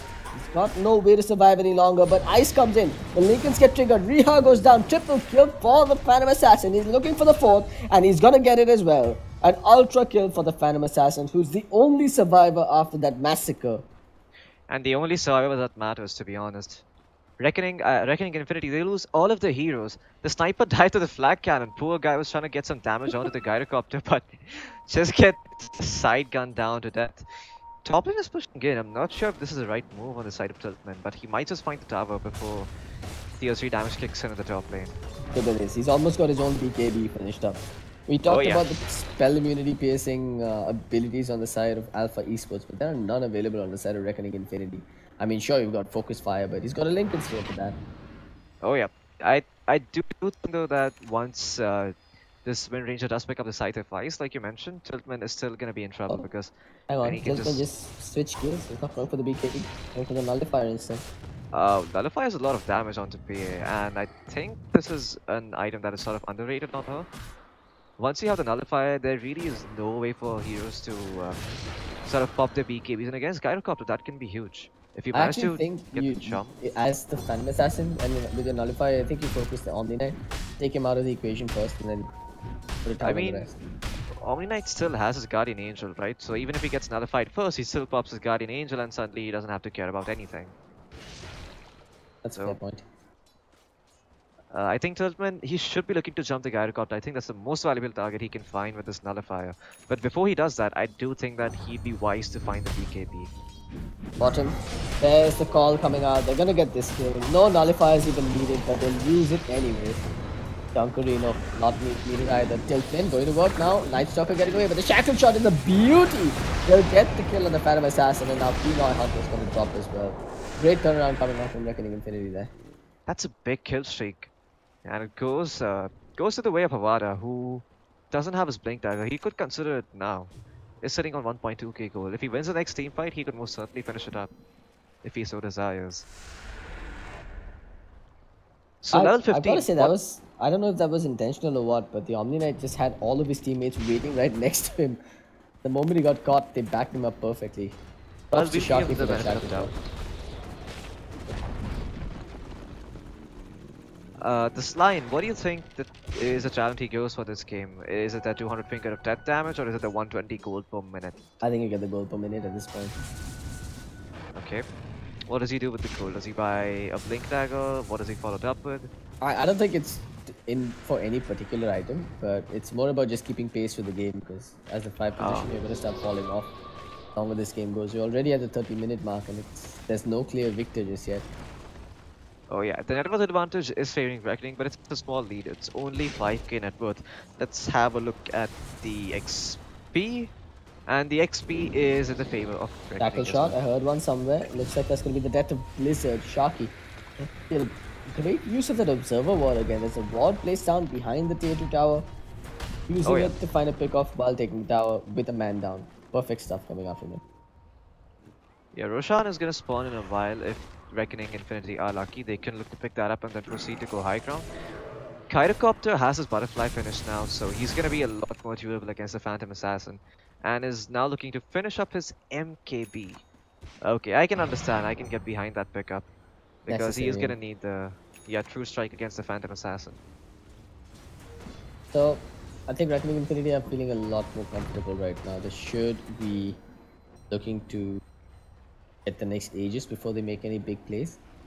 Yeah, they got Aeon this queued up for Sharky, by the way. I can't say I'm in agreement with that. Well, he is afraid of getting called and bursted down. And I think it's also the fact that Aeon Disc is now all the rage. It's what the cool kids build. And Windranger is quite keen on joining that club. I mean, look at his name. It's so edgy. It's Sharky. It's the smoke on the Dire. They'll go looking for someone. But Reckoning Infinity, they're looking for a smoke of their own. Nighttime's just worn off though. They've got high ground advantage here. Oh yeah, well-timed darkness might score them some good kills, but this could be the deciding fight. That 2 smokes, okay. They are very keen on smoking. What just happened? They both just dodged each other successfully. They want this fight near the rush pit, because yeah, there we go. Russians just respawned. This fight will almost certainly lead to either an Aegis or a tier 3 breach. Side. Well, do they see the sniper? Not yet. Okay, they do see the sniper now. He's gonna start farming away, but they don't know what the rest of the heroes are. There we go. The call down coming out of the BKB's pop. They brought down Blizzard and they brought down Axe. This is not going well for Alpha Esports at all. Sankey taking down Bankai, just standing there and trying to do as much damage as he can, but that homing missile is gonna bring him down. A triple kill for Riha. And this means that they're ready to go high ground. They've lost no one in the bargain. Oh yeah, and there's no buyback available on the Axe, no buyback available on the Blizzard either. PA, she doesn't have a buyback either. This might just be what Reckoning Infinity are looking for. Buyback number 1 from the Sand King, buyback number 2 from the Sniper, but they're still outnumbering them. With the repel dropped upon Riha, they clearly are going to get this tier 3 tower at the very least. One more though. Riha still standing on the front line with the butterfly. Will he still let the Guardian misses him? But it doesn't matter. He's surviving through it all. There's the finger of death. PA down for 90 seconds. Sharky goes in. Doesn't quite latch on with the shackled shot, but pops the wind run and gets the hell out. With the Axe back online, Reckoning Infinity will exercise discipline and back away. They've already got more than they bargained for. Oh yeah, they managed to find the tier 3, but wait. Are they making the classic Southeast Asian move, the fake back? I mean, it sure as hell looks like it. I mean, the BKB has come back online on Riha, so why the hell not? I guess not gonna be a fake back. It's gonna be a go back in like real men play. Barracks in trouble. Looks like we could be seeing the beginning of the end here.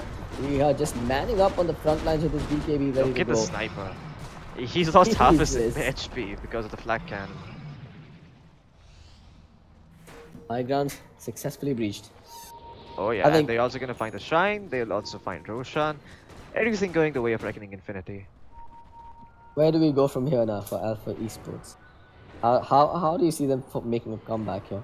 So I think there's one chance that Alpha Esports have, and that is to contest Roshan right now. I know you don't have the PA, But if you just give the Aegis and Cheese over to Reckoning Infinity, they're gonna come marching high ground and they're gonna win that fight anyways. So you have to go and go now. That's a really tall order. I don't think they're gonna man up for that. Yeah, I mean, Roshi has just gone down in a matter of seconds. Yeah. At this point, I think the only thing you can do is stand back and hope that Arpan gets time to right click away. In fact, I'm still in favor of him selling something and picking up a last-ditch effort Mask of Madness. What does he even sell though at this point? I mean, he could sell the Aquila, but he still wouldn't have enough gold. He can't farm up these camps. Oh man, he could be in trouble here. There's the Glimmer Cape initiation. You've got Wind Ranger moving in as well. Arpan has been spotted. The Shackle is a beauty once again. Sniper, that's a dieback. Look at this. I mean, they've just covered all of their bases with observer wards before they back out into the Rosh pit. They've got full vision of all of these cheeky mistakes that the sniper is willing to let them have. Oh yeah. And looks like they're gonna take the slow and steady. They're gonna take out the outer buildings first, then proceed inwards. Yeah, I mean, there's no rush. They've got a good 60-second window. Clean up on this bottom wave as well. What do you think about the Wind Ranger invisibility talent, the Wind Run grants invisibility talent at level 20? Nasty, honestly. You don't like the 1 second shackle duration? No, I prefer the Wind Run grants invisibility. Because, I mean, invisibility is...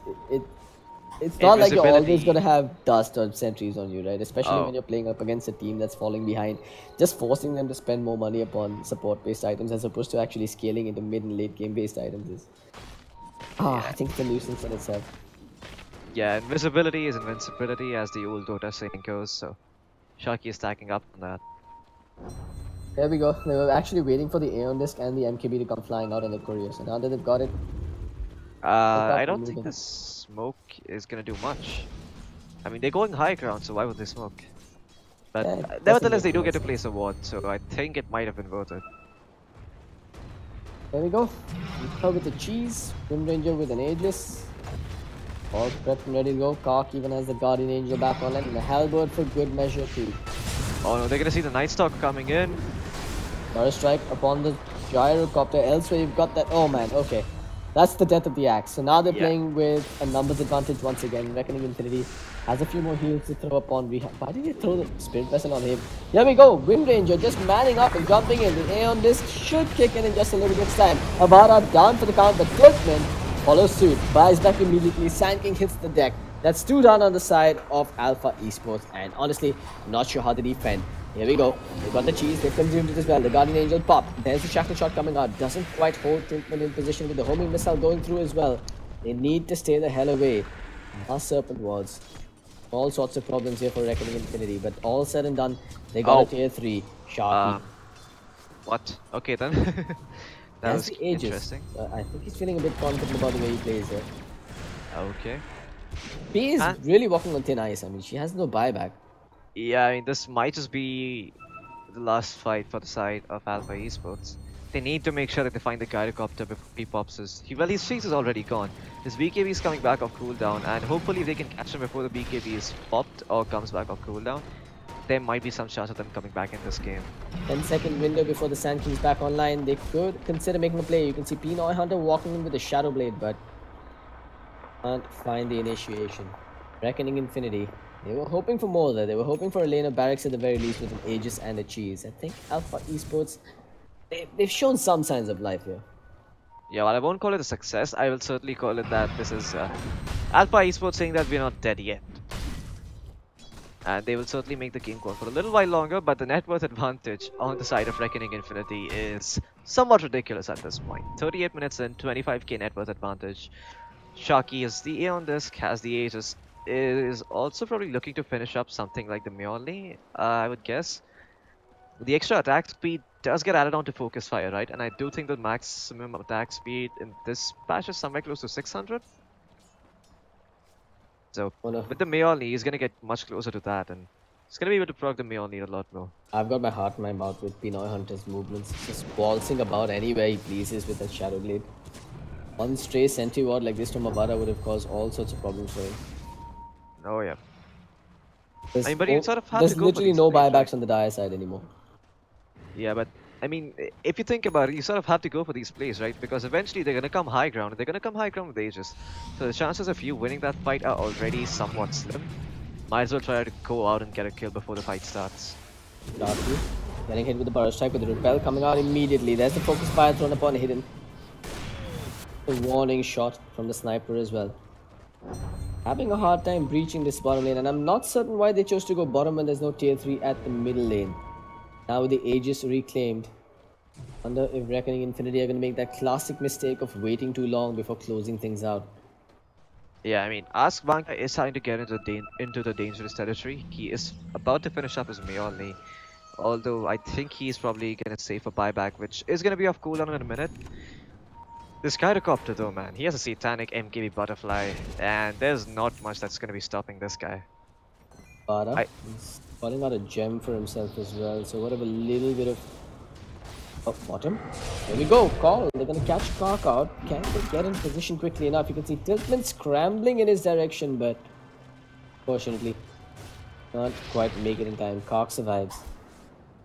Oh yep, this Phantom Assassin, I mean, she had some semblance of farm towards the mid game, but it looks like she has stalled once again. She's now lower in net worth than the Gyrocopter and the Wind Ranger.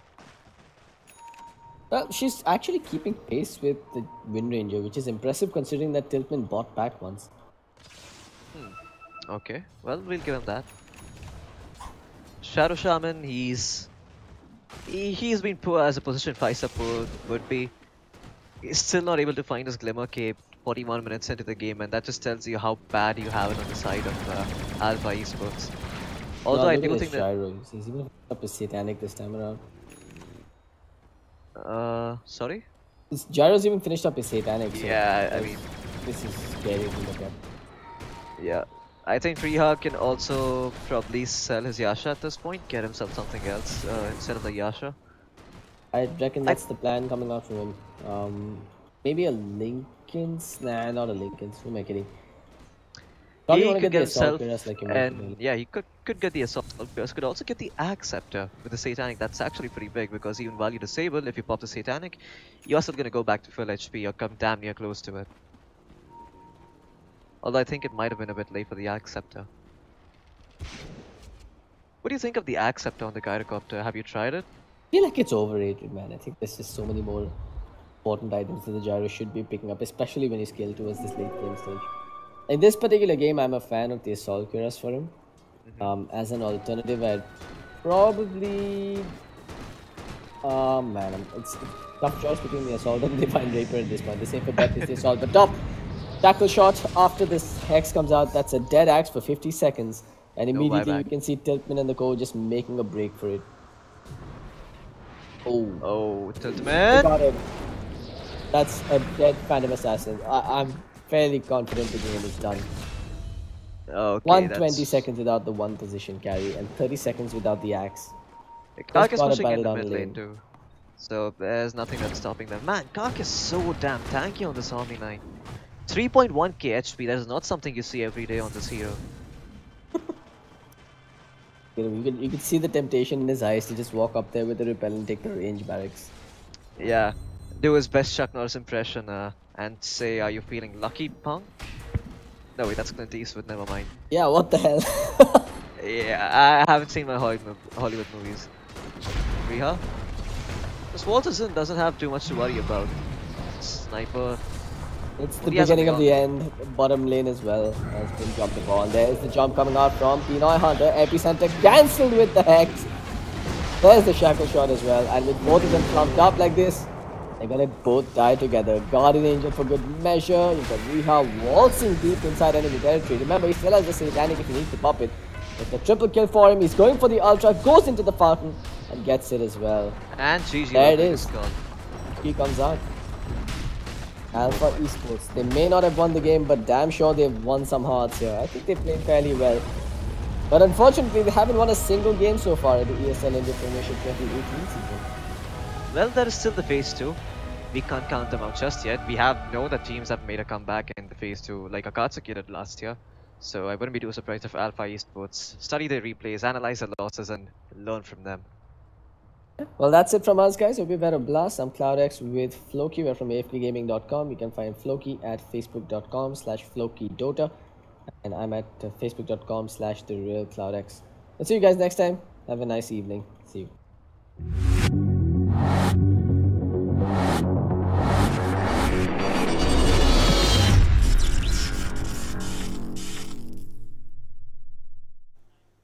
All right, and Reckoning Infinity taking that victory for themselves and also securing a more safe place for themselves on that board.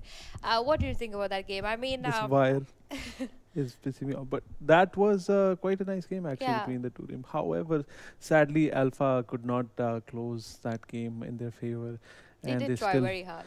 they're still at the bottom of the charts right now. And I think the total now comes to 7 games they've lost. Definitely. So if you could just get the standings of what we could see there. They'll update the where they're standings. standing as of now. But Alpha, I mean, talking about this game, I mean, previously they've had not such good games. I mean, compared to this one. But here I felt that their gameplay has improved quite a bit. And if we just talk about the laning phase, even though that PA got shut down quite badly from the Omni Knight, she made sure that within the next like 10 minutes, she had quite a lot of items to kind of take back the fight to Reckoning Infinity. And more than that, I think Reckoning Infinity did make a few mistakes, even though they get around, I think, 10 minutes in where they PA got a kill on Gyro. Yes. And then got a kill on Lion back to back. I think she got good 1300 gold from those just 2 kills. So which kind of brought her back into the game. However, as the game went along, you probably also have a better idea. Axe was able to farm up his Blink Dagger, so that kind of was, at least they had an initiation into the fight at least 30 minutes into the game. Of course, I was a little worried about Night Stalker. He seemed to be making a few mistakes out there for himself. But apart from that, I think both the teams played exceptionally well, except for Alpha. I felt that they could have secured this victory. It looked very close for them that they could have taken this game, but also making sure that PA going a Lincolns and a Nullifier was more like screaming at the Omni Knight that I know you kind of killed me a lot in the early game and I just really want to get you down. But I think a BKB would have done much better for him, because the Gyro, the minute he picked up his BKB, there was nothing from Alpha that could stop him to even hit the high ground. There was a lot of spells, single target spells that we had in the game, like from Lion, from Night Stalker.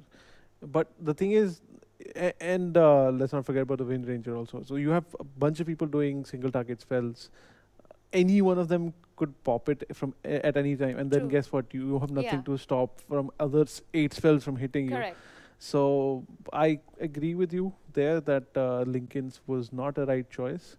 I don't know what was going through his mind, but maybe he thought maybe if I dodge first spell, I'll be out of danger. But I think the standings are ready right now, so we can have a look at that. We can have a look. As of now, Alpha taking that other loss to them, sitting 0-7 on the scoreboard. They have only 4 more games left to play, and even if they win all those 4, they're going to be sitting at a very low score, and they got to be very careful, because if they lose another game after this, they could be really sent down to the Challenger Cup, and that is not a place where a Master League team wants to go to after being into such a prestigious position in the ESL India Premiership. But if we look at Reckoning Infinity, meanwhile, they are sitting 7th on the board. They have played their 6 games, got 3-3, doing fine for themselves now with those 9 points. They could really climb up further. I think their major consistent people need to worry about is the Buriza Youth and Kalis. Talking about Kalis, so this team is from Mangalore, and they have only played 3 games till now. So interesting things to notice at this point, because you've kind of close 50% of your games of the league right now. Every team is supposed to be playing close to 11 games. Actually, not close to. It's exactly 11 games that every team has to play. So what happens is, if you are now 7 games down or 6 games down, where you have like, okay, you've played half your games, you kind of start getting an idea where you stand on the table. So at this is the point where you need to either start figuring out, hey, I don't want to get relegated. I should not be the bottom 4. You want to be somewhere between 8th, 7th, 6th, which is fine, like, because there's 12 teams. So teams like Alpha need to now really think, hey, you know what, I need to get out of this relegation spot, which is they're at the 12th spot at the moment. And teams like Reckoning now need to figure out, hey, how do I maintain my position? I should not lose more games, or maybe I can lose, I can afford to lose 1 game or something.